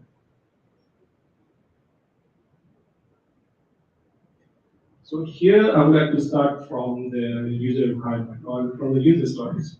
So here, so basically here I have two personas, data scientist and data engineer. So data scientists usually they are the ones who perform data analysis, or they perform machine learning prediction, or they perform data scoring analysis. And for data engineer, they typically are the ones who work with the data scientists to help them with preparing and preparing data or the platform data. So let's go through one each of these persona and see what are their user requirements. So as a data scientist, he or she maybe wants to access data so that she could maybe perform machine learning modeling or perform the exploratory analysis or share results with her peers. And then as a data engineer, maybe he wants to perform feature engineering, which is a step in machine learning pipeline. Or he or she wants to create a machine learning pipeline itself. And if you can see here, there are certain things or certain unifying, how to say, requirements there are that can be that can be put together from these two personas. So whatever platform that you want to create for these two personas, the platform has to have this the following characteristics. The platform has to be able to ingest the data, meaning that the platform should be able to check the data from other sources, and then it would be able to host the data and keep the data there. The platform has to be safe and secure, and basically and preferably using user authentication. And the platform should be able to, so basically the two personas should be able to do their analysis or their work within a contained environment. And also, especially for these two personas, the platform should be scalable and allow experimentation. Preferably, they can add a RAM for memory purposes. They can add CPUs for computation purposes, or for maybe for data scientists. He or she could be doing deep learning and needs GPUs. So these three requirements are also important. And additionally, the personas to share it with team members. So how do we pick and choose AWS services and then build something out of and to meet these user requirements? So for identity, we can use IAM. So we can ensure the secure access to application using identity access management. For storage, we can have two different flavors. We can have data lake using S3, and we can have data warehouse using Redshift. Now for compute, because we want to have a containerized environment, we can use ECS together with ECR. And then when we want to share the data, when we want to allow the users to share the data with their peers, we can use EFS for that. Additionally, in Rush, we use GitLab for code repository. And then for especially for data scientists and the engineers, they want to use the analytics specific analytics interface, meaning that they want to use Qt Notebook, RStudio, and SAS. So how do we fulfill the user requirements for data access first? So basically, for the data is hosted inside the regions. This is for compliance, regulatory compliance, and also for latency purposes. And then the data is onboarded by data professionals, and they are refreshed on a regular interval, so that the data is actually latest. So when the data engineer or the scientist wants to access the data, they can make a request via a data portal. So they can do this as a self-service platform, and then the access is verified by data gatekeepers. So the data kit equals this basically other personas that basically verifies the user request and also says whether the um, whether the access to this data is warranted. And then also in another platform, they can this data engineer and data scientist can view the metadata and schema and other descriptions. So this is so that users, these two personas can view the metadata and then understand what kind of data they request even before they're asking for it. And what about fulfilling user requirement for compute? So basically for compute, like I said just now, we have three different analytical environments. We have the notebook, RStudio, and SAS. So the notebook usually people use it for Python. Not only Python, but usually people use it for Python. And then this is basically being used by the engineers and data scientists. And basically they do this for machine learning and data engineering. For RStudio and for RStudio, it's basically an environment for R, and SAS environment is basically for the environment for SAS. And these two environments usually being used by data scientists for machine learning and statistics, as well as data analysis.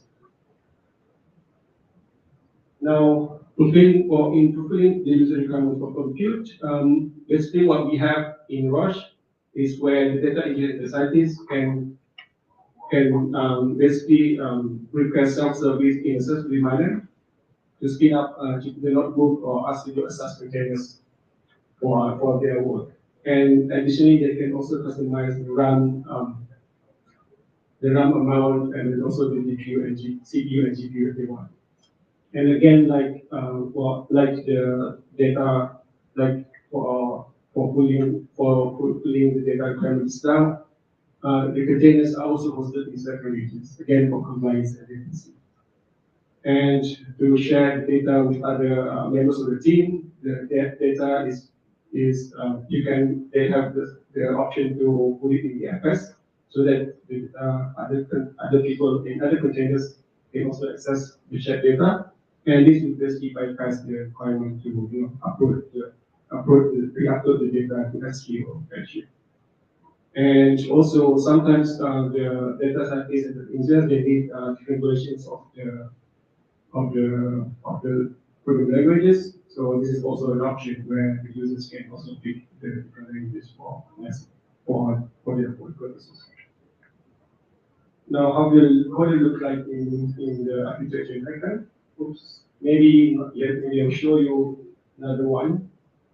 Another requirement. So this is basically how the personas would save the data to the code register or the GitLab.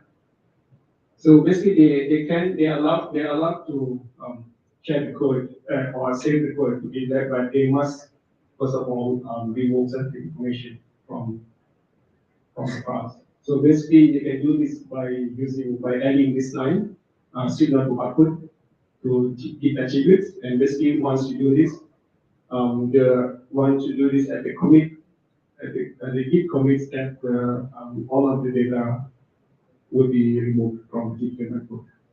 And also, obviously, we shouldn't commit secrets, for example, access keys or SSD IDs, and you can do this by listing or adding config or your on path in your Git now.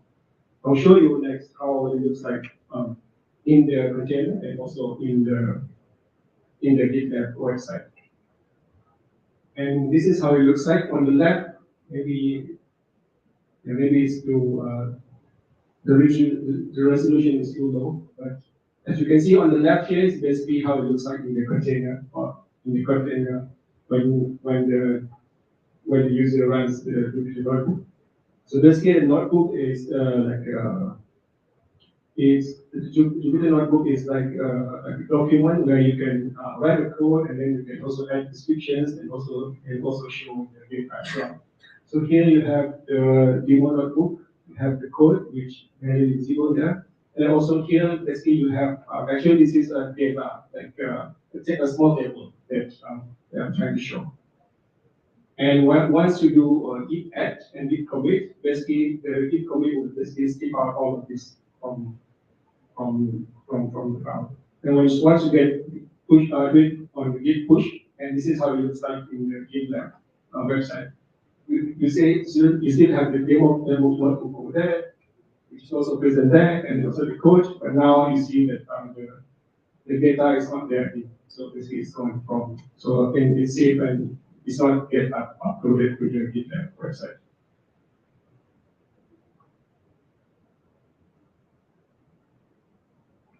And this is how it looks like in terms of architecture. So basically, you have the data scientist and the engineer. You basically go to the portal and set the base for request for the access, and they do this through the corporate environment, and then they would get access to the S3 and bucket and Redshift database. And then once they want to do their analysis or once they want to start their work, they basically can also do similar thing, but now using a different portal. So basically they self-service request for containers, and they would basically spin up ECS container, which then they can use RStudio or GPU to process. And then once they want to commit the code, they can do so without committing the sensitive information to GitHub. Okay.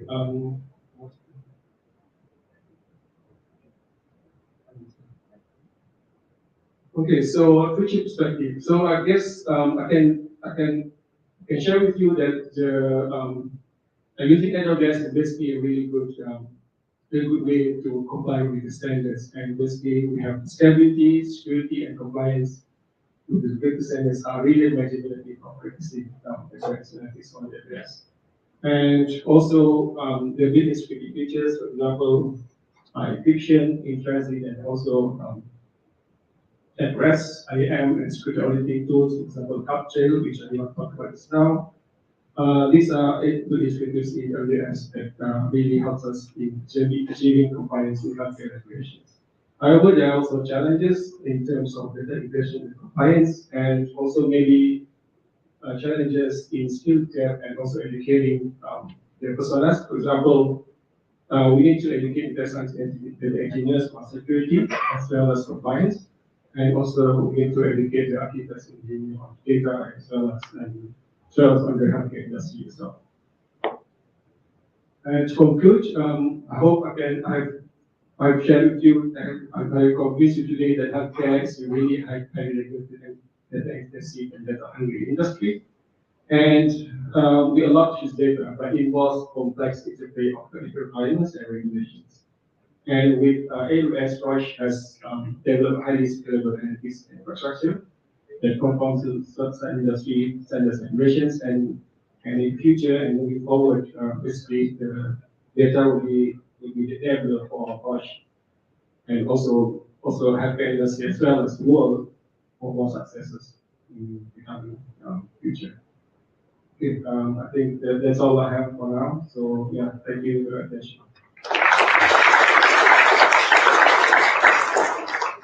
Do we have any questions from you? Okay.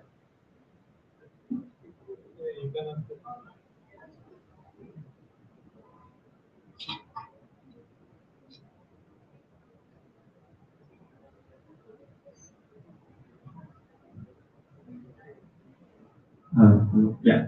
So yeah, you talk about how you describe the architecture of the complete architecture, how you give access to your data scientists, data engineers, for them to do their work, right? But what is the consideration there in terms of cost management? Like, because from my experience, data scientists, most of them don't really know much about how the details of infrastructure. They just want to do their job, right? And then sometimes they call one thing I see is that they pull a lot of data on S3, and then later when they need to copy somewhere, they push it back. And there's a lot of things that can incur cost. So what are the best practices or things that you do at Roche to control the cost of this compute platform? Got it. Yeah, that's a good point. So I can tell you that, for example, when they want to, example, data scientists, sometimes they want to spin up containers with GPUs, right? So this usually we have some restrictions. For example, they cannot spin up the GPUs for more than 3 days, for example, because these GPUs are very expensive. or more, or after a certain amount of CPUs or RAM that they need, we would have certain restrictions. Because if you just let them be, then yeah, they would just, um, yeah, just order like the maximum they want. And also, we also encourage people to, so far we just encourage, but we don't really ask them to delete the files, the scale files in SQL. These are the things that Hi. So I have three questions actually. So the first question is, in the healthcare data context, how do you ensure data sovereignty? Because you are working on one data, I assume that you are working on one database throughout all regions. So how do you ensure that data is stayed where it should be stayed? So we don't have data in all regions. So we have data actually in only two regions.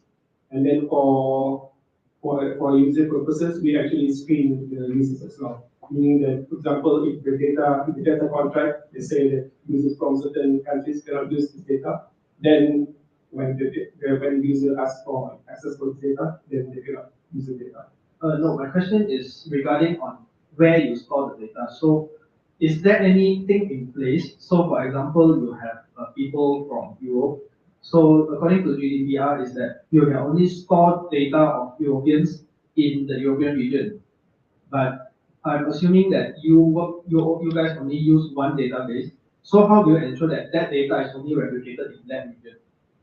Yeah, so it's only there. Yeah, there's only one region. We actually only have two regions, and then once you broke like you said, yeah, and then we actually ask we basically have the user to go through training, and I don't think we have basically that's yeah basically we also screen the users as well, meaning that for some I think for some data sets, some users from certain countries cannot access data. So this we form the data. Okay. The other question is, does AWS provide options for federated computing? If no, do you guys plan to use that as a custom solution on your workload, and why? We do have our own solution for federated learning. I'm aware of it, Rush, but I cannot comment. Okay, thanks. My last question is, in GDPR, it emphasizes on the right to be forgotten. So, how do you ensure that on a trained machine learning model or a statistical model? Thank you. Oh, yes, that's a good point. I cannot comment on how, but I know for sure that we need to be able to, what to be deleted. This needs to be done, but I'm not aware of that. I'm not aware or I'm not cognizant of how we do that because yeah, I'm not the ones that makes data.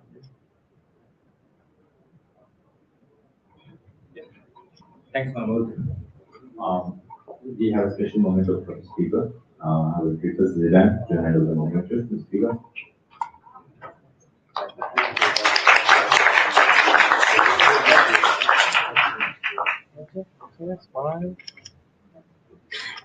Okay. So the next session we have is about NoSQL. Just give me a raise of hand if you are working on NoSQL services on AWS. Anyone working with NoSQL? One. Okay, perfect. Stay back, don't leave. This session is going to be a cool one for NoSQL with cool demos. I have with me Leroy from Couchbase, who is going to talk about scaling NoSQL clusters with automation in EKS. So just give us 5 minutes while we set up this screen and we'll get started. Meanwhile, if you can just give us a feedback, so if on your screen, if you see there is a QR code, if you can scan it and provide us the feedback, that would be great.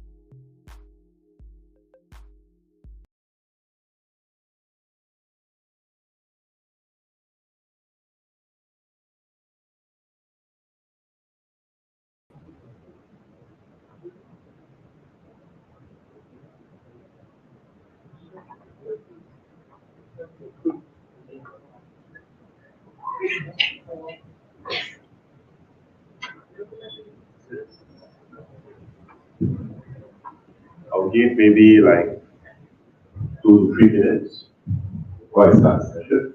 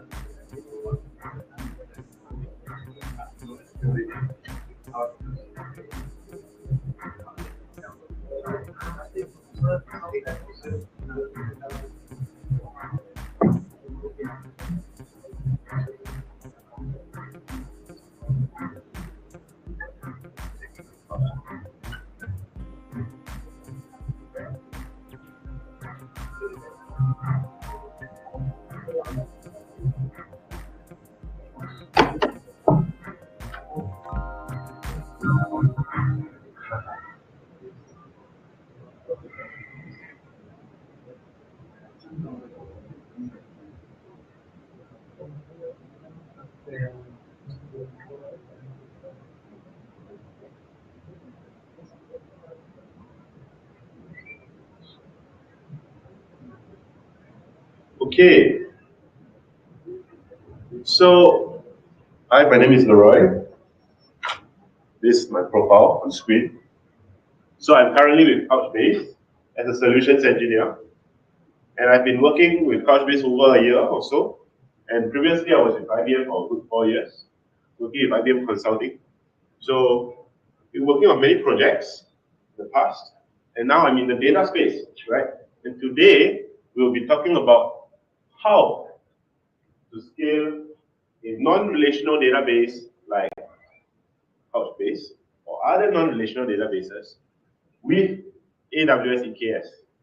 So, and what it is like, right, to have a next generation database as compared to the traditional one that we all know and love, right? Oracle, Microsoft, etc., etc.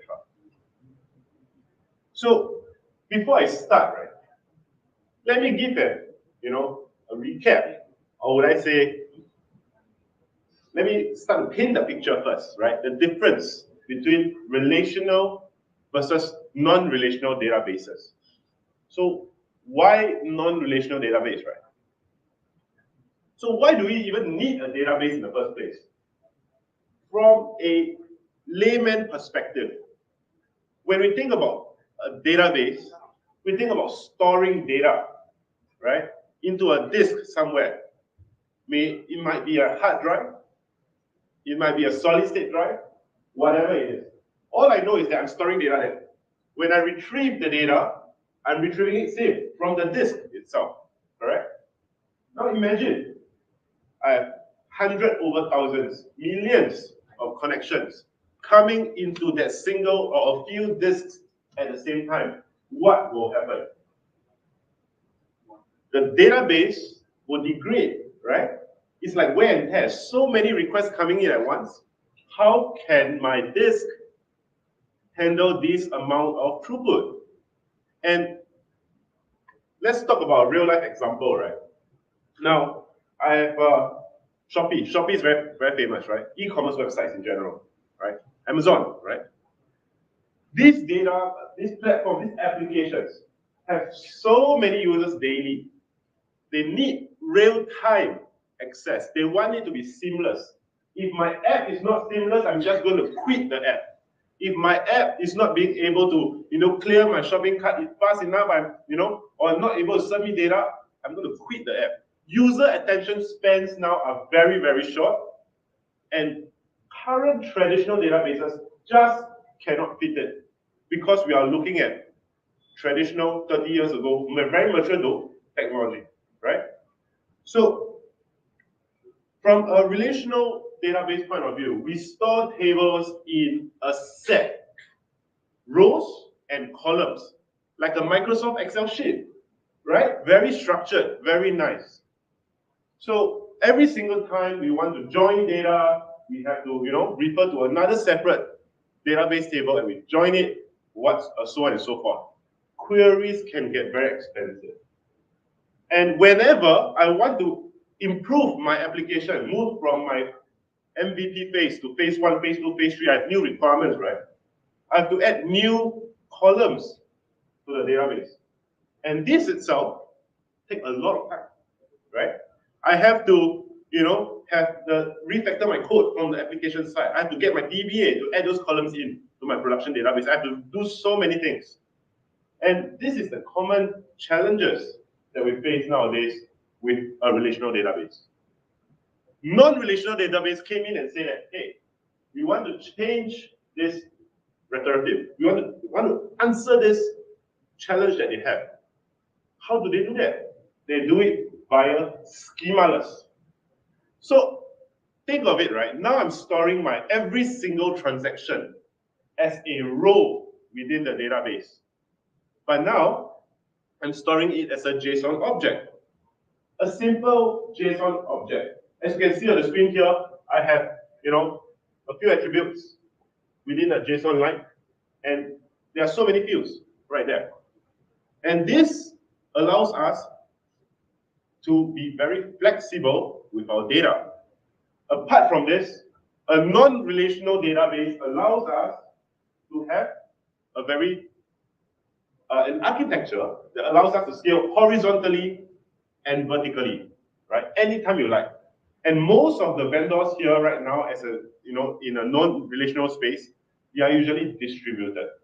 I'll talk about that later.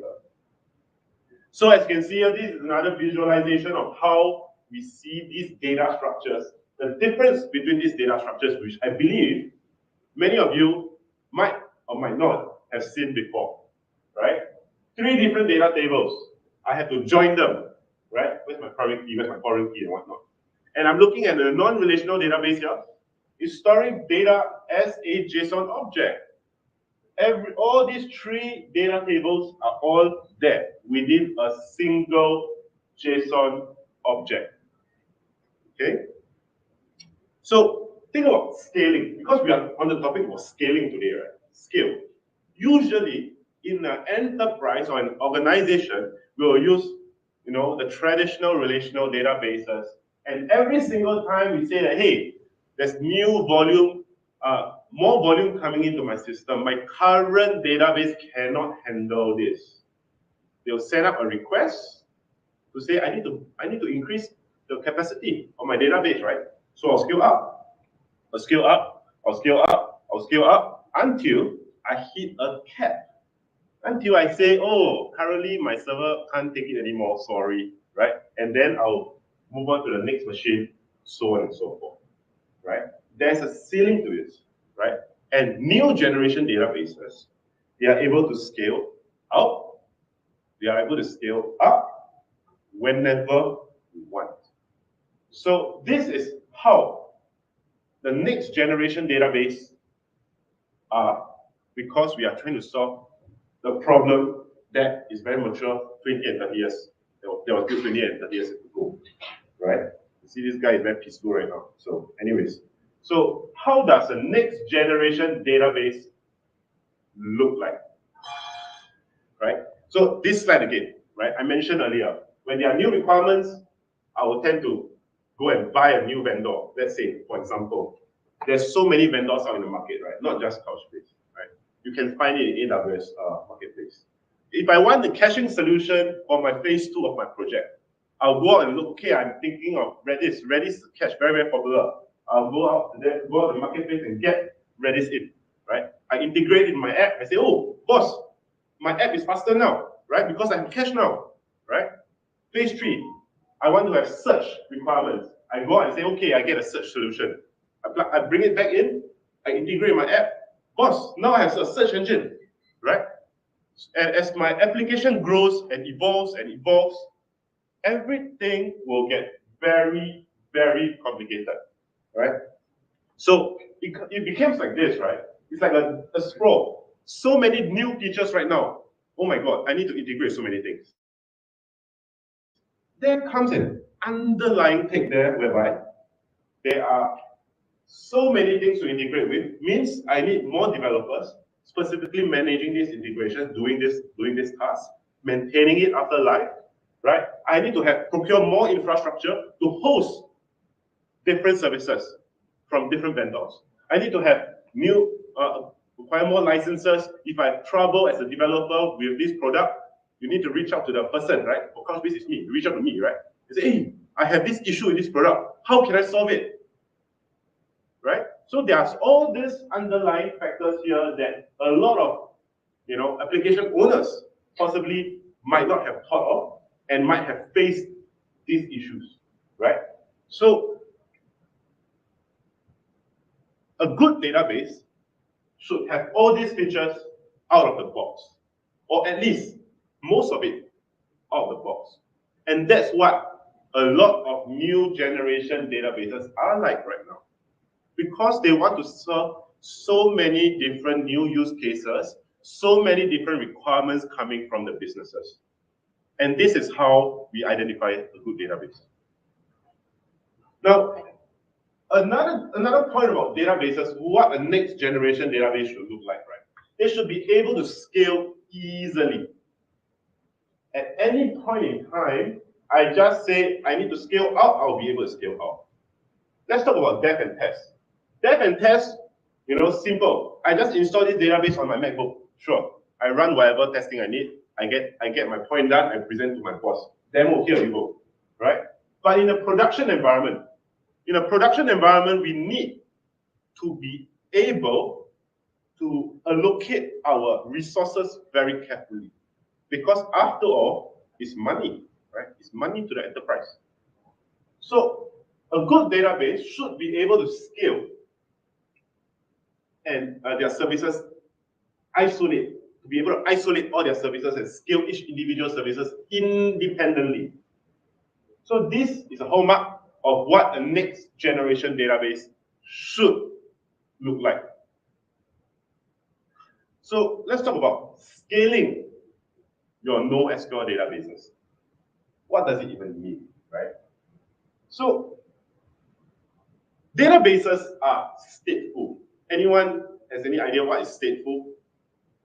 Okay, 1, 2, 3. Okay, some of you might have understand the meaning of stateful, right? Stateful means I need to be able to understand what is the current state that my application is in. It needs data. It needs data to persist somehow, right? And now we think about Kubernetes, right? Kubernetes is a platform to orchestrate, to scale all sorts of applications. It's very, very, very good in scaling stateless applications. Because stateless applications doesn't really need to persist any form of data. If let's say this pod or this node, whatever you call it, goes down, right? Simply just spin one back up. That's Kubernetes for you, right? But databases is a little bit more tricky. We need this thing called operators. So different vendors in the market right now have operators to help them manage, to help them scale their databases. Some logos here for you to see, right? Some more popular ones I put there. I'm not so sure if you've heard of Aerospike, but Mongo, I'm sure you've heard of it before, right? Then there's Prometheus, right? And of course there's us, etc. There's so many. And now, every single of these operators have different levels. The maturity of these operators. We need these operators to be together with Kubernetes to ensure that we are able to manage these databases very carefully, right? And there are 5 levels as an operator. These operators, the basic level 1, you should be able to install it and configure it so that you can, spin up a simple cluster, right? Level 2, we should be able to upgrade it seamlessly without any business downtime. All the way to level 3, all the backup and restore and whatnot. All the way to 4, we should be able to monitor, and finally 5, autopilot. Autopilot meaning that if, let's say, one pod goes down now, my operator should be able to understand that this pod goes down and should be able to heal it up and get it back up, get a new one back up, right? At any point of time. It should be able to scale up regardless of the needs. Or let's say there's a huge volume spike right now. It should be able to scale up, right? And at the same time, if let's say today I have a new configuration, I want to send in another new configuration, it should take my configuration and scale out accordingly, right? So as you can see, there's so many different operators in the market. You can go to operatorhub.io over here in the bottom. You can check. There's so many database operators that can act with Kubernetes right now in the market, right? And the few famous ones like MongoDB, they are currently at level 4. Means they are able to go all the way to monitor the database, right?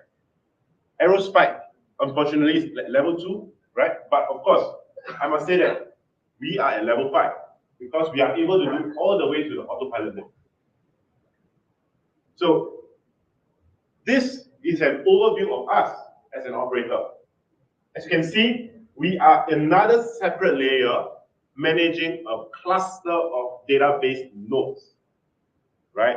And Kubernetes we should be able to analyze, because we hit level 4 already, right? We should be able to analyze what's going on in the cluster, right? So the operator basically extends the functionality of Kubernetes itself, right? Because Kubernetes comes with a lot of APIs already. So we or different operators should be there to help increase the different features that we have. So this is a simple architecture of EKS and how we sit, or a non-relational database sit. You can see the control plane, right? We have the API server, etcd, blah, blah, blah. You can see the autonomous operator on a separate layer where we are making sure that we can control whatever pods we spin up, whatever services we spin up, right? At the same time, you can see the Couchbase cluster sitting here. So these services will be able to scale independently. They should be able to persist as well. The data to be persisted. Along with that, we should be able to monitor. And over here, I'll put Prometheus as an example, right? And you can put it on Grafana, whatever you want. So this is a simple architecture of how we see Couchbase interacting with EKS. And to deploy an autonomous operator in Kubernetes, of course, we need the site reliability engineer, the SRE, right, to deploy the operator. And you can see, you deploy the operator, and you can create an update, a YAML file, a config file, whenever you want. And these changes should be applied to the cluster for the enterprise. And everything, the backbone of it will be an EKS cluster itself. So what happens if a pod goes down? As I mentioned earlier, we are level 5, or other operators, they have to be able to get the animation there. So if, let's say, today this pod really goes down due to some resource constraints or whatnot, the Couchbase cluster should be able to bring it up, bring another pod up, and if you want to upgrade at the same time, you want to upgrade your pods from an older version to a newer version, we should be able to do it without affecting the application and always ensuring 100% business uptime, right? So the steps I mentioned over here, can read it a little bit small, but yeah, that's basically the run book per se for you to perform an upgrade, for example, within Couchbase. So before I go into a demo session, right, I would like to show you guys the different ways for us to configure the cluster as and when I want to, right, with a simple config file. As you can see here, persistent volumes. Because databases are stateful, right, we need to be able to persist data. And with a YAML file like this, we are able to mention what are the various volumes that we are mounting on this. Right? These ports. And of course, we can state whatever storage requirements that we have. And of course, we can cluster individual server groups accordingly. And there are different ways for us to cluster it, right? Let's say we want to do it US East 1A, US East 1C, etc., etc. So these are snippets of how we are, configuring the config file per se. And specifically, this service cross data center replication. I have not mentioned this, but this is one of the features that not distributed databases have in general, right? Whereby we are able to replicate data in near real time, depending on your network, whether is it serving you, is it like 1 Gbps, 10 Gbps, up to you. At the same time, we are able to make sure that both clusters living in different data centers always get data in real time, always see the same set of data. And this is how, as simple as this, we perform the configuration, right? From which cluster to what cluster, etc., etc. Automatic backups are a thing as well, right? And restoring as well. So these are a few ways that we can configure our YAML file, right? For you to deploy your cluster, etc., etc. So just a common use case, right? To why people choose Kubernetes or EKS as a way for them to scale and manage their databases. So right now, a lot of enterprises, right, are all into microservices. In the past, maybe 5 years ago, 10 years ago, everyone will deploy in a monolithic way. Anyone here familiar with the terms I use, monolithic? Anyone know what's monolithic? Okay, some of you, okay, great. So monolithic basically means all the features, I'll push it all together within the same server or cluster of servers, right? Every single of these features are tightly coupled. So if I were to screw up a service, it will really end up cascading failure kind of thing. So the whole app will go down. So a monolithic architecture, yes, it's very tightly coupled. Yes, it is very fast, but it comes with some drawbacks. Because if I want to improve or upgrade something, I have to basically refactor all the features other than this little feature. So there's kind of cascading, upgrades. A lot of things to upgrade at the same time. That's why people are looking into microservices, right? All these services are independent, right? At the same time, every single service will have usually their own database, if they wish, right? And now, there's a use case where a customer are deploying multiple microservices, and all these microservices are literally stored in a Couchbase cluster, and they are just segmenting their data accordingly, right? And so this is schema isolation. We are able to allow customers to isolate their data as and when they want. And at the same time, since this is a microservice, we allow them to isolate them the microservices as well, right? And everything is running on EKS. So I think it's a good time for me to go into a short demo. This demo will demonstrate to you how we can auto scale and auto heal our database. Or would I say automated scaling? Because I'm going to change the configuration and you're going to see in real time what's happening. So let me just bring up where's my cursor? Now, oh, yeah, very creepy. So we can see over here, I'm at EKS right now. Okay, I have this specific EKS cluster called CAO demo file, right? And I took the liberty to create the nodes in advance. So basically what this shows me, I think I need to make it bigger. Smaller.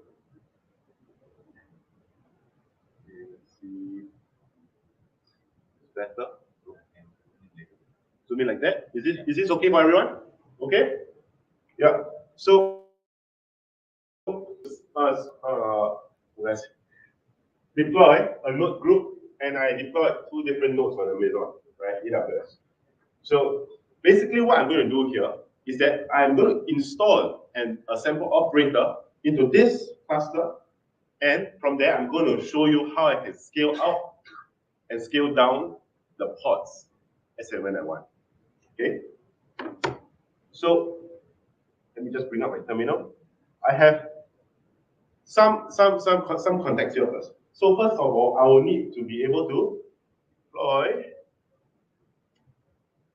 config. Yeah, so I have some pods here. Let me check my config.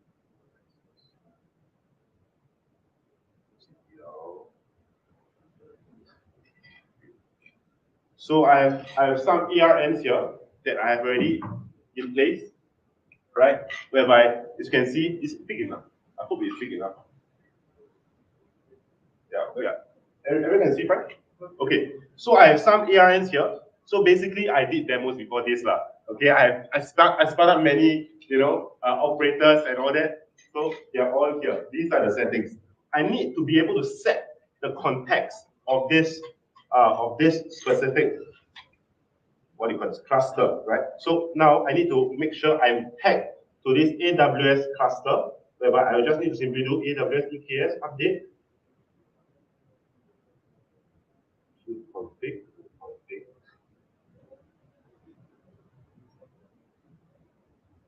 Oh. Config, and I need to put the ERN.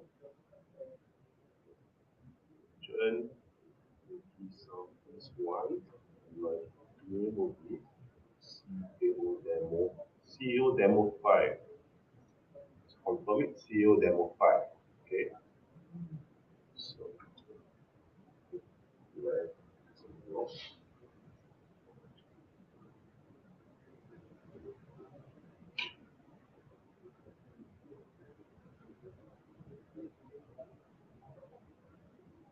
okay, so now I added the context below.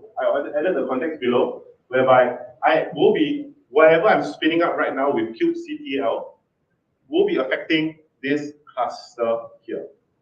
Okay, and of course, the next thing I need to do is to make sure I have an operator downloaded. And I'm just going to use Couchbase operator as an example. So as you can see here, Kubernetes, I go to couchbase.com/downloads, I will see Kubernetes here.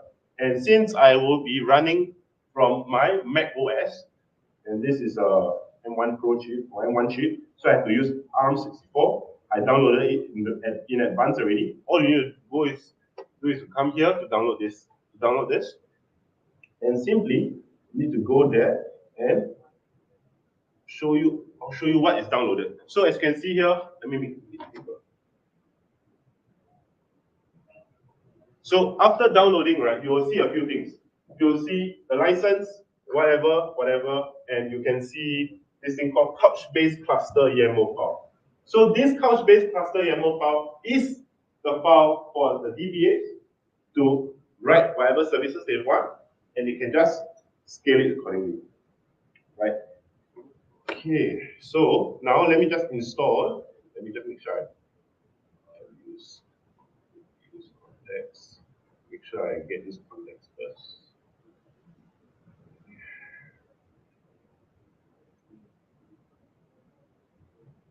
Okay, so I'm ensuring that I'm tagged to this context right now. Okay, all I need to do now is to initialize my Couchbase operator. And all that I need to do is to do this.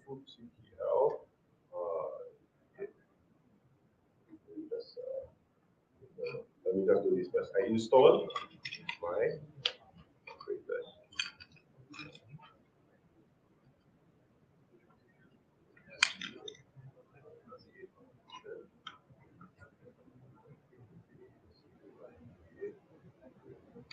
So what I'm doing now is to ensure that I create all the operators that I need.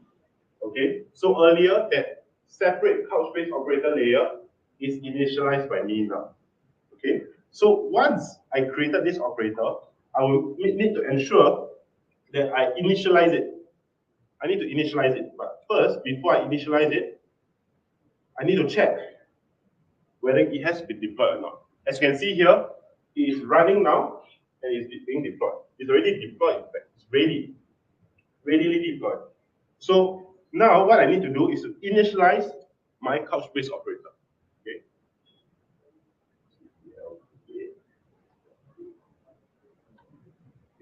So this CRUD YAML, this CRD YAML file is basically the file that the DBS need to run to initialize the operator. And basically it's doing all sorts of installing or etc. all the extensions, right? So this file, this CRUD YAML file should not be changed. Okay. At the same time, we will need to make sure that we look at the current configurations that we have. So over here, you can see this is the simple configuration file that I flashed over the slides earlier. So these configurations will let you know, hey, we have this will be the name of the cluster, and this username and password, these are all encrypted passwords, username and passwords. And of course, later I will also see that, hey, I'm going to spin up 4 data nodes only, right? And I'm also going to spin up 2 index nodes and 2 query nodes. So what happens here is that I'm isolating each individual workloads or individual service to making sure that each individual pod will get one service, right? I also can do it in a way where I'm getting data index query all within one of these pods, and I spin up 4 of those pods. That's called homogeneous deployment, right? You can do that as well. But the point here is to show you that I'm able to isolate each individual service as and when I need to be deployed here, right? And I'm just going to exit from this. I'm going to do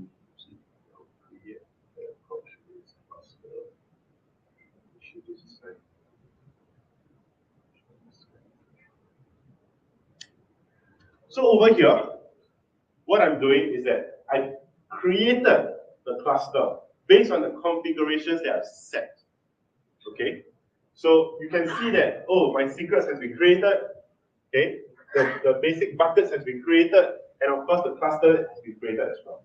So this simply shows me that. And finally, let me just show you guys.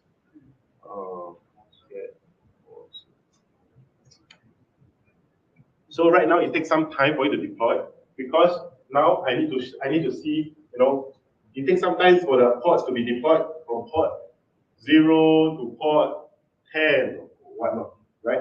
At the same time, right, let's just put it to side by side. I want to show you guys, right, later when I'm going to do some pod forwarding, okay? Let's get a pod forwarding command, ctl pod forward. ctl pod forward.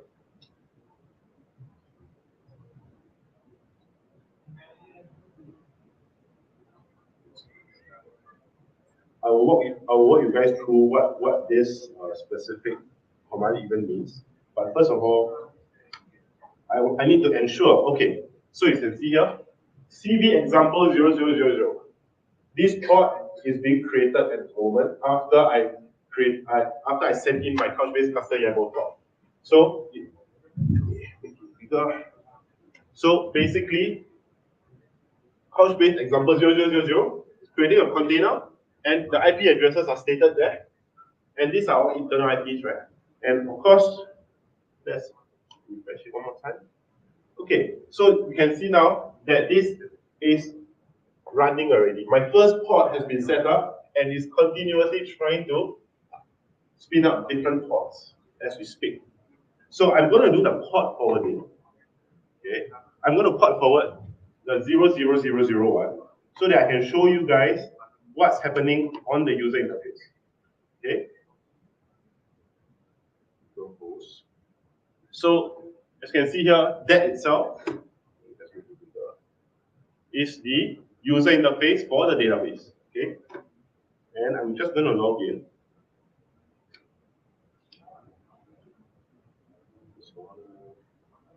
And okay, go to servers.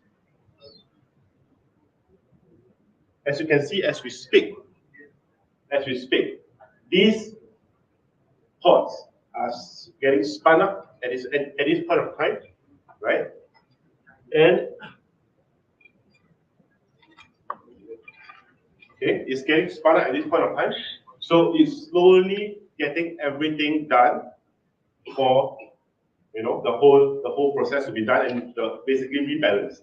Okay, so as simple as that, right? So now this definitely takes some time, but the point here I'm trying to say is anytime I delete a node, for example, I will be able to the cluster will be able to fail over the node and spin up a new one afterwards. Very, very simply, right? Let's just some time. I'm going to, let's say I'm going to do a delete port. I'm going to delete example 0002. Let's try what I'm doing right.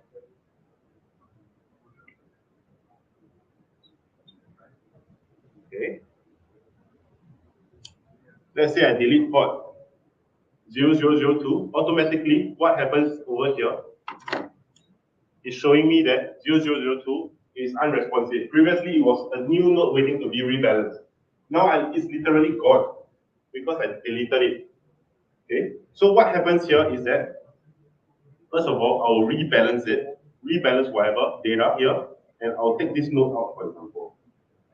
I'll take this node out after you rebalance, I'll take it out.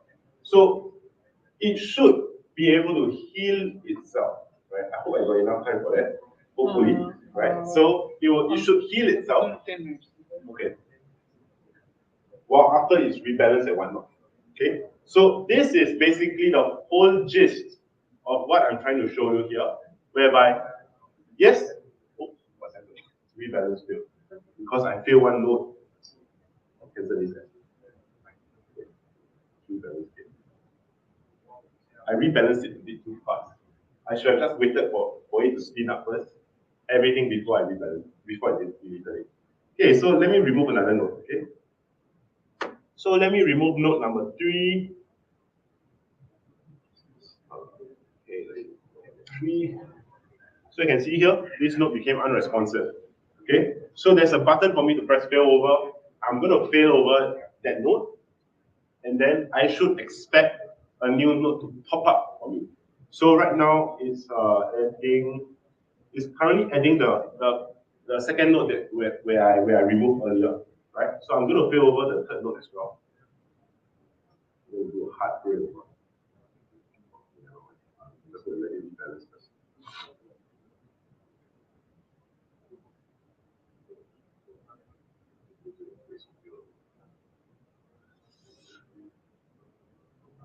I can't do a hard fail over now. I think I was too rushed just now. When I saw the 10 minutes marks, I went to speed it up. Cool. Okay, so yeah, okay. I think we can take questions first while we are letting this, settle itself. So far, is there any questions with regards to scaling or with regards to any form of architecture of a no SQL database or anything like that? Any questions so far? I have a question. Yeah. Okay, so you said that like for different services, because in your diagram you were showing that the pods are different, but then also their underlying persistent storage is also different. Is that true, or is it like they share actually the same persistent storage there, but the services are different? Yes, that's true. You can actually do shared storage, or you can do individual storage. Up to you. Oh, You can configure it as what you like. but in that case, how does the data sync happen between those persistent storages? Okay, so the persistence. Okay, we have this thing called data change protocol. I have not covered in this slide because it's specifically to scale. We have this thing called data change protocol. It is think of it as a broadcast channel, right? All the services are users consuming this data change protocol service. So anytime when the data change protocol say, oh, node 1, someone written into node 1, document 1 has been updated, all the services will be like, okay, I'm going to take it. And because I'm all subscribed to this service, right? And all the changes, all the mutations will be then put into those services and consumed by it. And what if there's any like change in document, it will persist as well. Great. The second question is like regarding when you say that I can scale it as much as I like, right? So that's again scaling the service pods, right? So most of the time the choking happens because, right? So is the persistent storages that you have can be automatically provisioned as well, Yes. resized? Yes. So your operator can resize that as well? Yes. So in the config file, just now the config file I showed you earlier was so simple, right? But I'm able to scale it as much as my infrastructure allows, right? So for example, right, I can have one EC2 instance with 1 terabyte of RAM, right? 48 DCPUs, and even 4 terabyte hard disk, for example. And do literally have the data service just holding that spot within that one instance. I can have a separate instance with an exact same configuration, so on and so forth. All I need to do is to ensure that I have enough infrastructure, right? And I just need to put it in the YAML file, and it will be there. So the last question, sorry, I'll take you a little time. This is a strategy question basically. So because like we once wanted to try out Couchbase for one of our specific needs, but one of the reasons where we had to stay back is that okay, the question is from this perspective. You know that S3 became an API standard as well, right? So eventually lots of storage solutions came up, but with an S3 compatible API. So in that regard, on the NoSQL, domain, MongoDB has become almost like that. So do you guys have a plan of like strategic plan that eventually you want to support a Mongo API on top of your system as well? Mongo API also. Yes. I think it defies the vision that our company is going because we want people to switch from Mongo to us, you know. Not really together in Mongo, you know. That's smart. That's smart. but in terms of like I have not covered in this session, right? MongoDB, right, or Couchbase, both of us have very different query kind of language, right? MongoDB is MQL, right? I'm not so sure if anyone has saw the MQL language, right? But it's pretty new. Like you need to do a lot to query a simple thing, right? Whereas for Couchbase, our query language is SQL++. After this session, you can come to the booth. I'll show you more, right? So in terms of answer the question, it's a little bit hard. It does, but the problem is like people, whoever is using MongoDB, right? But right now, let's say tomorrow they want to switch to Couchbase, you're losing them. I mean, because I will tell you this, even though you are saying that MQL is harder to learn because with those advanced stuff, but the normal stuff are really simple in that language. So that's what I'm saying. Like it's a strategic decision, but are you guys thinking of it? Yeah, of course. So I think we can get the topic on that in terms of like who we're migrating a database from Mongo to us or us to Mongo. There are ways because at the end of the day, the data structure is the same. Okay. JSON and JSON is just JSON. They just want to be very special and call themselves JSON, right? But we are just all JSON objects, and we are all document stores. So we can leave and shift from there actually. Yeah. One thing. My question is so you showed about the rebalancing feature when you add a new node, right? I mean, you add a new pod then it will automatically rebalance. But after rebalancing, let's say something happens to the pod and then pod goes down and then like what happens to the data then does it also get rebalanced back to the other pod or like does it just Yeah, what does cloud page do to make sure that there's no data loss happening? Yeah. So at the end of the day, right? Okay, and when a rebalance happen, right, it will basically auto shut the data and ensure that the failed nodes data, active and replica data, are all shared between the rest of the pods, or we call it nodes. Okay. So from that point of view, there will not be any data loss. That is for sure. Okay. We talk about cluster right now from a cluster perspective, different clusters. Okay. If one cluster goes down, now we have this thing called XDCR over here. XDCR, this tab basically, XDCR tab. Oh, yeah, but anyways, this XDCR tab allows us to link two different clusters together. So we are a distributed database. We are not a master-slave database. So you can write your data or update your data in data center 1 or data center 3, up to you.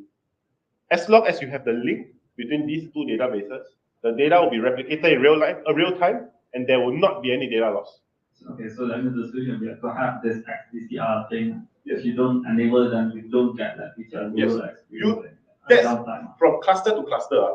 Within the cluster of 3 nodes, is automatic for you. It's done, handled by DCP.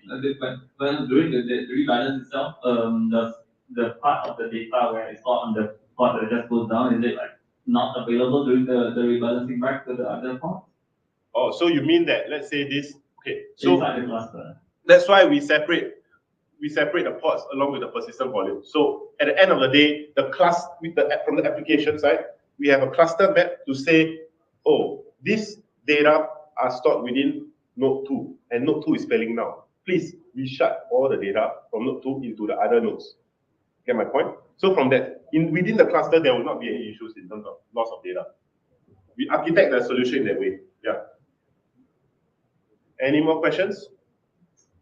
So we have Couchbase as a gold sponsor for us for this event, and there's a whole team who has set up a booth outside track 1. If you have more questions, Leroy and team will be over there. Feel free to ask those questions over there. Okay, so you can find us there. I can go deep dive on what our architecture is because I've not covered in these slides. What are the other features we have? We can talk it there, right? Today's topic is all about scaling, and thank you so much for your time. And thanks, AWS user group, for giving me the chance to speak. Thank you so much. Thank you, Leroy. Thank you.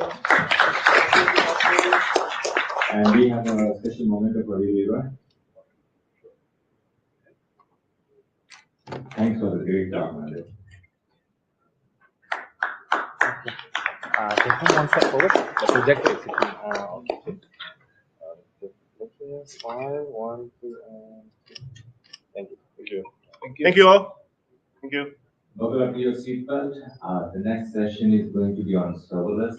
The topic is road to serverless on AWS by Pony.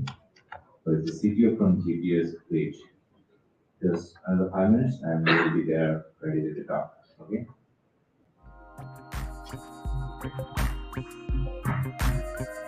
Yeah. If you can fill up the feedback by the time there will be a update on the screen, it will be helpful. Yeah.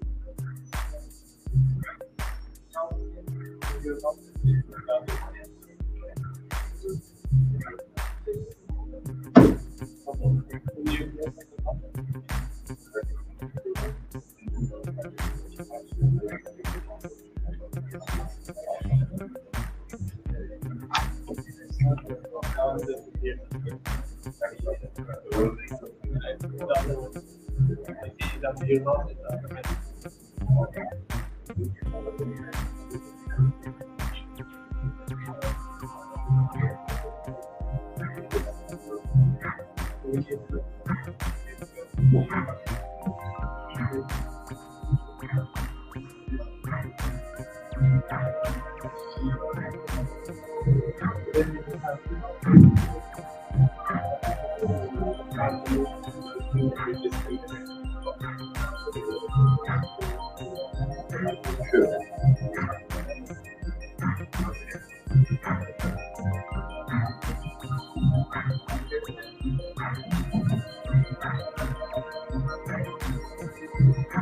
I have with me on a link from GDS page with secure for review, and it will take us to this last session for this track. Once this is finished, we will be moving to track of 41, auditorium 1, where we have some fun activities. Okay? Make sure in between there's a tea break, have some tea, get back to auditorium 1 for having some fun. Over to you on the link. Hi. Can you guys listen me? Yeah.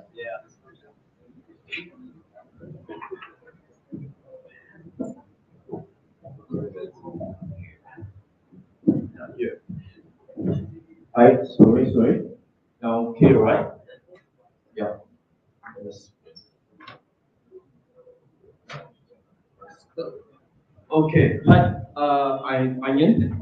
So today I will develop a speak called servers, root to servers with AWS.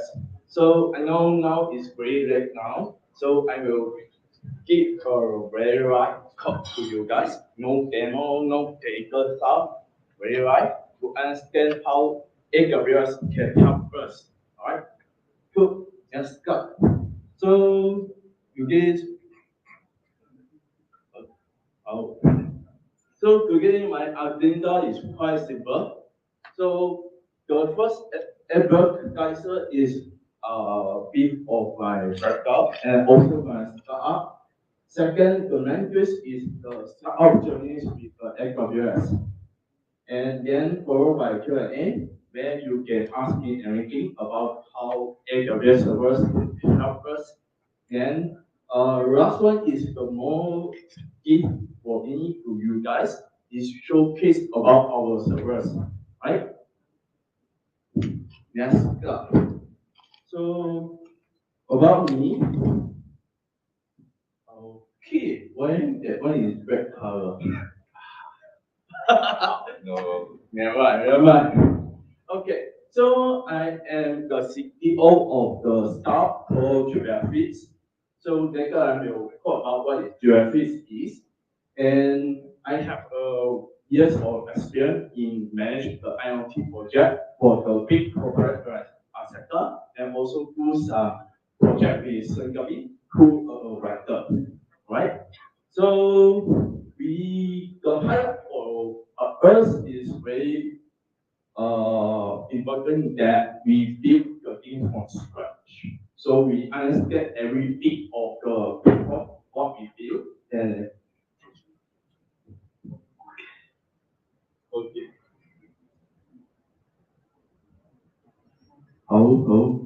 Sorry. So like just how right we build the thing from scratch. So we understand every bit of our platform and our product is. And then the rest, I also a master holder of computer and engineering, computer and electronic engineering from Nottingham University. Okay, because you guys is more on before and after. Never mind, the picture is not sorry, it's okay. So jump to the next thing. Who are us? So we are geographics. So we are major home going fleet management solution provider, and with the scope of connect, vehicle, and drive operation. We believe that we will provide a solution, the full one-stop solution for the fleet management to manage their commercial vehicle, to understand their commercial vehicle daily operation and also the fuel consumption. With this kind of data, they can do some business insight for the any decision like manage the expenses, something like this. And because we also use AWS, right? So we can secure use the same architecture and secure about the product. First thing is risk management system. Second, driver management system, and then the ESG product. The last thing is the workforce management system. Okay, so I give a product screenshot of our fleet management system. So our customer can use our product. In the dashboard, they can see the real life behavior of their commercial vehicle, what they're doing, and what's the status, and where they are. Yeah, we around 1 minute of that, right? Next, if the customer want to understand more about the history of the vehicle, they can go to our cloud package module to see the past crease and also what they are doing in there. We also will show some event, whether they are speeding or what, we'll show in there. The last is the field and state report. Most of this, yeah, with this they can know their expenses daily. Oh yeah, I forgot to mention this product is come from Recruit product, and later I will explain more what is Recruit, right? In the next following slide. Okay, so this is our network diagram of how to use our product. So very simple. So you subscribe our product, we will give you a tracker.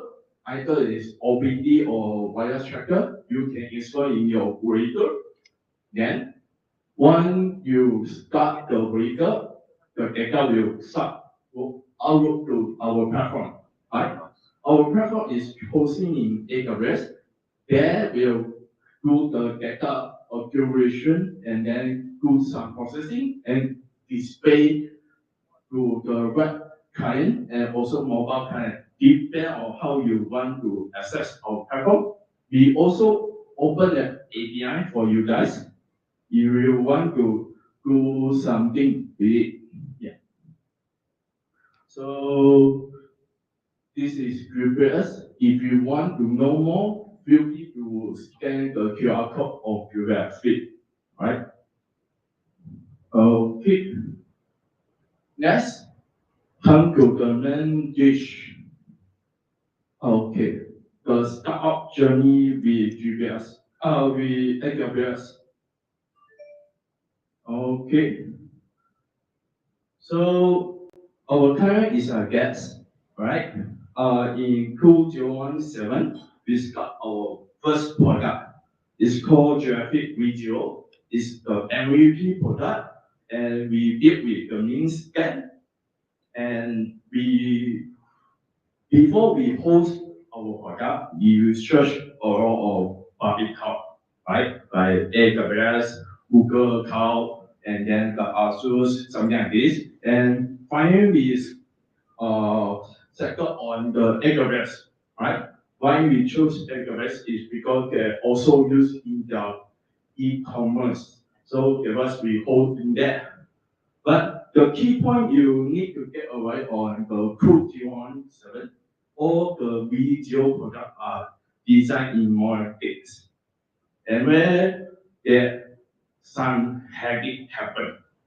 And later I will explain in the next slide, right?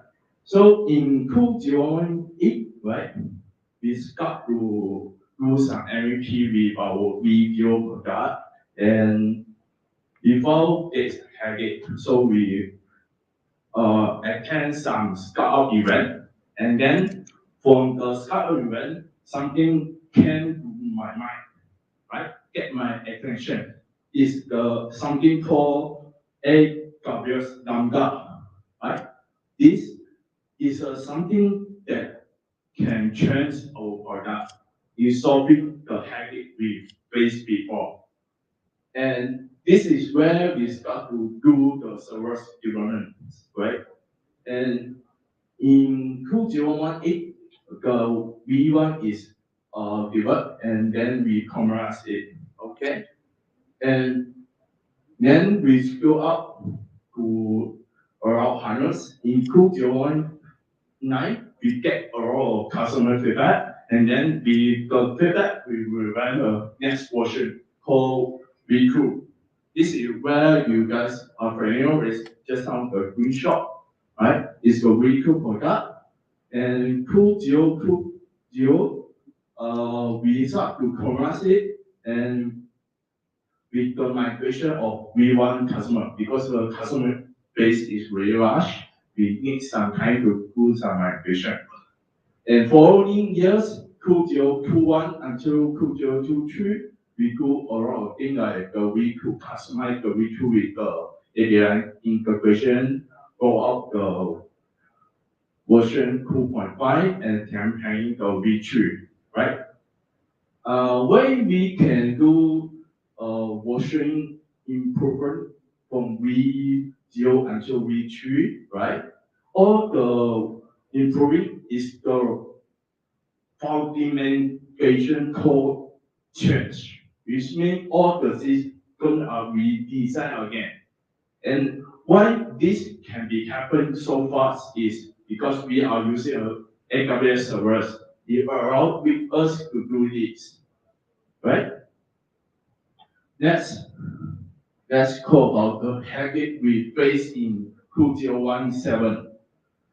So before we make the AWS servers, the one thing is the pain point is we need to do the midnight deployment, meaning that because our application is hosting more gigs, right?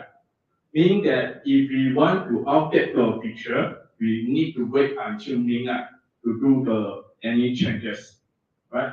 We cannot do at more days because the things are very tightened in one instant, and if you do anything wrong, anything will the service will down, right? It's linked to the second point, the insecure. Okay, because the functional module is very coupled together. Yeah, and you need very high engagement to make any changes, right? Other things is the instance can be over provision or maybe the capacity will become very big and sold out the service. So there's a lot of things need to manage. And then the third one is the rigid, right? Because all these are designed in monolithics, right? You need to be careful, right? What you change will make all the system down. So you need to be careful on it, right? And last is because the thing very crucial to us is cost effectiveness, meaning that because our service is only have a very high traffic in days, and the service in night the traffic is very low, but the cost is always be there. It's a fixed cost that cost the backhaul not balanced on that. Yeah. Any question about this before I move forward? Yeah. Okay. So now in Q1, if we make AWS servers, of course there is some challenge time. But in first, we go AWS servers Lambda and base. So that is the fundamental mindset trend, right? We need to throw away previous frameworks thing we have run the app. Means that to design the servers. So there's a mindset trend and also a deep learning curve because AWS servers is a lot of service. Not only the AWS Lambda, there's an SQS, SNS, and so on. So you need to learn the things. And because of those AWS servers is the pricing model is pay per use, right? So you need to very be careful of your resource allocation.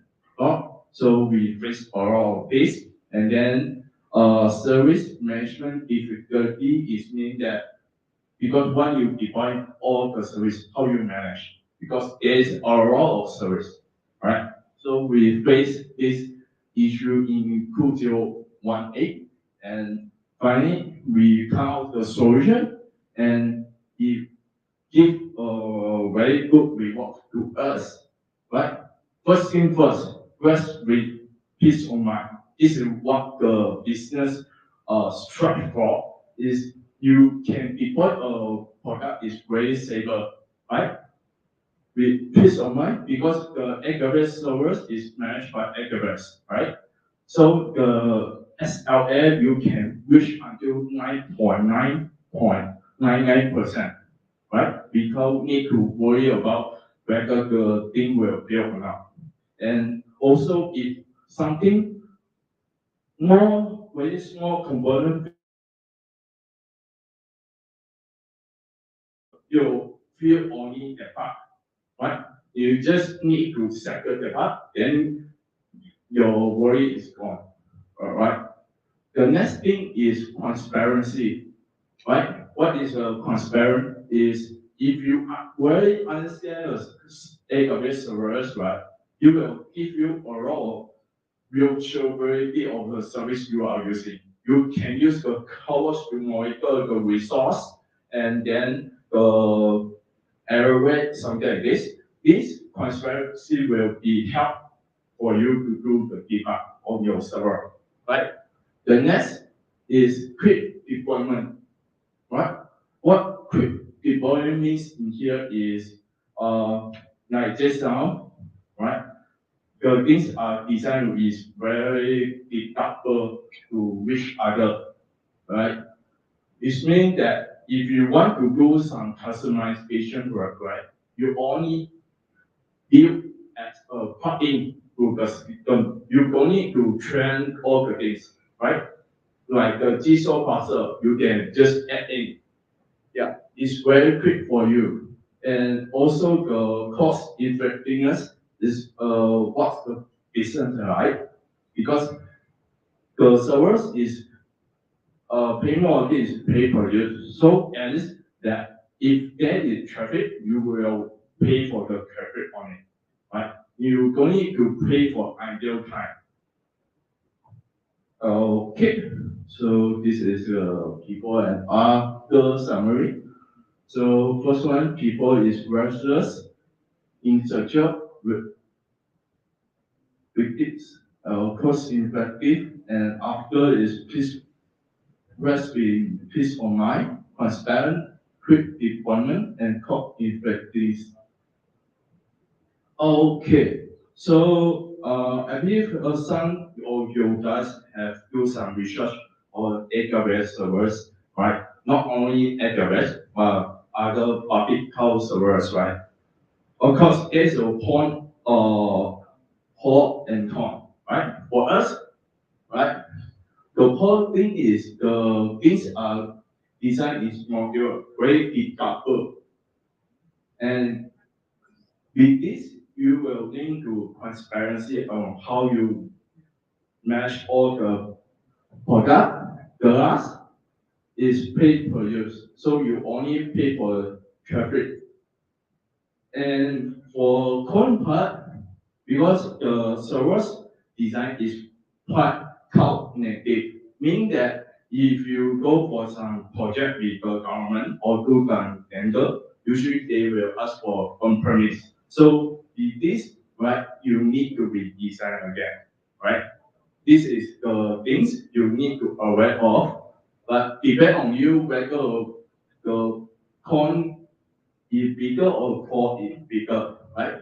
The next thing is mindset shift. You need to think in the different mindset how to design the application, not in more big way, but servers. The last one, someone will say that AWS servers is quite expensive, something like this. Of course, that is we need to pay the price for AWS because they help us to manage the service, right?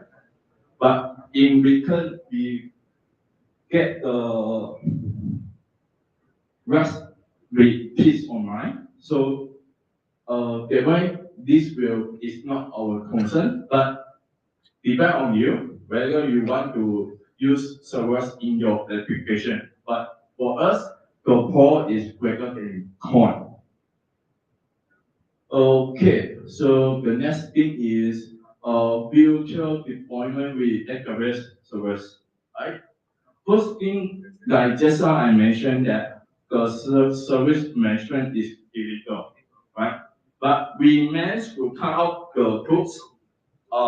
Yeah, this is our strongest part is we build the things from scratch, right? Without using the serverless platform or Terraform, we cut out the tools to then put tempering all the AWS servers into a report. So we can manage them and very fast, right? So this will be very helpful when you start a new project, right? Next thing is transferable. What is this mean is, right? If you really understand what you designed for, right? So you will have your vision. Then and the picture. Later I will show the picture of our application. With that, you can understand every single bit of your system. Where you can replicate this for the different application. Yeah.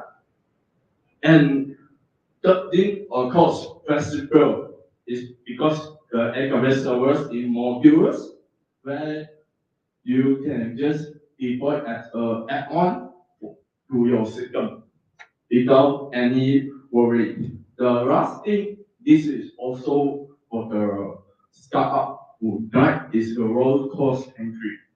The barrier is very low because you only pay for the traffic. At the start of the project, usually the traffic is very low. So we AWS, right? They usually have a big tier. So it will lower down more of the entry cost for deploying the project. Okay? So this is our plan and also happening now. So the next thing is Q&A session. Any question you want to ask? Can you share more on your Hello. Okay.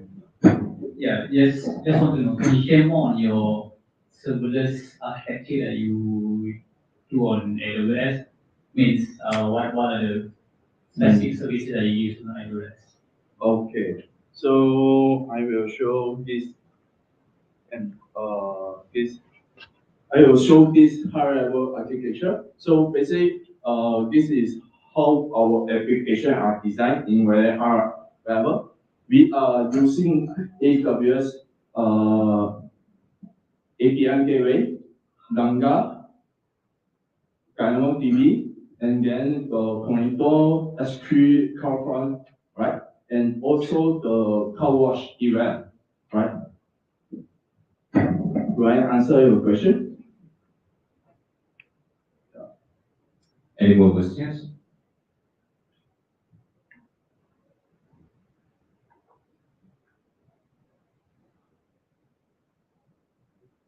So your service is just for microservices like to expose API or what?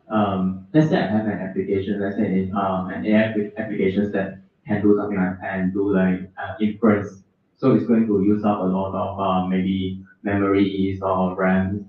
Yeah. So how actually servers able to know that? And do they like after the inference finish, they reduce the RAM or like how? Okay. For the machine learning, right? usually machine learning will not encourage you to use AWS Lambda because it's a very separate thing. The AWS servers is meant for serverless application, right? Unless you cut out something like the Fargate, right? You can do something like this. Do you know the Fargate? Yeah, you can use the Fargate. Then you can have the vision on how to monitor your application. And the key point is, like just now you mentioned, is our service is built of API and something like this, right? Benji, you say that the architecture for this is, there's a word called event-driven architecture. Is all the application is driven by an event calling. Yeah, and our IoT system is based on this. We based on the any update from the device, then we will process the data. Yeah. Do I answer your question? Any more questions for Onion?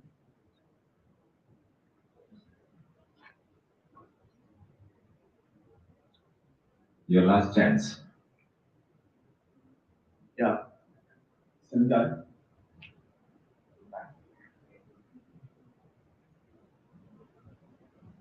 So do this, let's say Fargate or the Lambda, do they have a mechanism to control the cost? Let's say if the cost actually hit until some point, I want to close it out, so I want to kill this service or something. Is it possible to do? It's frankly to say it's not possible, right? But there is always the world of this, right? You can use a different lambda to monitor the bucket. If let's say the bucket reach some capacity, then you can trigger the lambda to close it. You need not only the lambda, you also need a car wash to help you.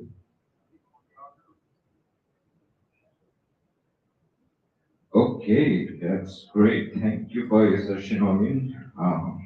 Yeah, as Rod finished, right? So I just now show you about the CP for core processor and how we design the things is we use all the servers like the Lambda, Dynamo, SQS, SNS, and then the car wash event and event reach. All things come together, you can build the processor, right? You don't need to stay in the one instant. You can work in the very big picture. How do you design the application? Right? Anything else? Anything else? Okay, thank you, Onion, for that great session. Okay, good. And let's get connected. You guys can scan the QR code and fill in the Google Form to connect with me. Yeah. Okay, I'll give a few minutes.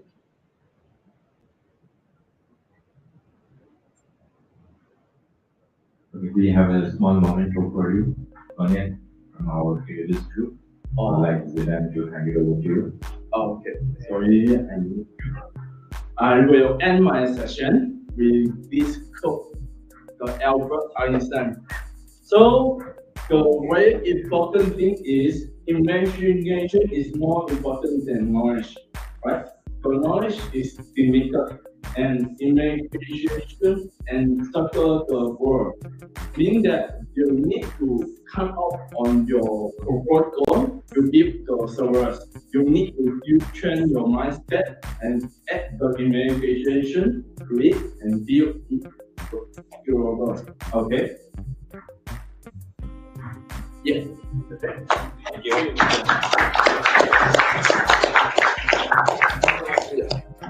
Thank you so much, Onion, for that.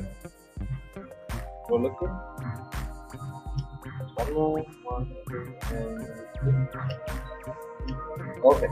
Thank you. Guys. So with that, we are ending the sessions over here in the draft floor. We'll head to auditorium 1. Meanwhile, we can have some tea break, and then we will assemble at auditorium 1, where we have few games and lucky draw session. So make sure you're there over there. Okay. See you all over there. Thank you. Before we leave here, can you give us some feedback? If you can help to scan this QR. We will appreciate.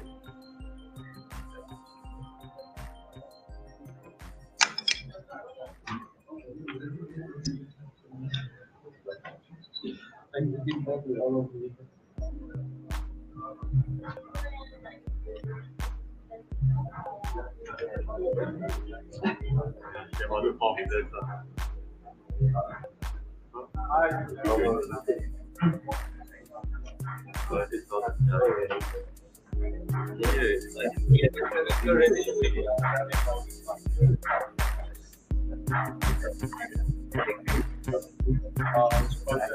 Now they will go to tea break.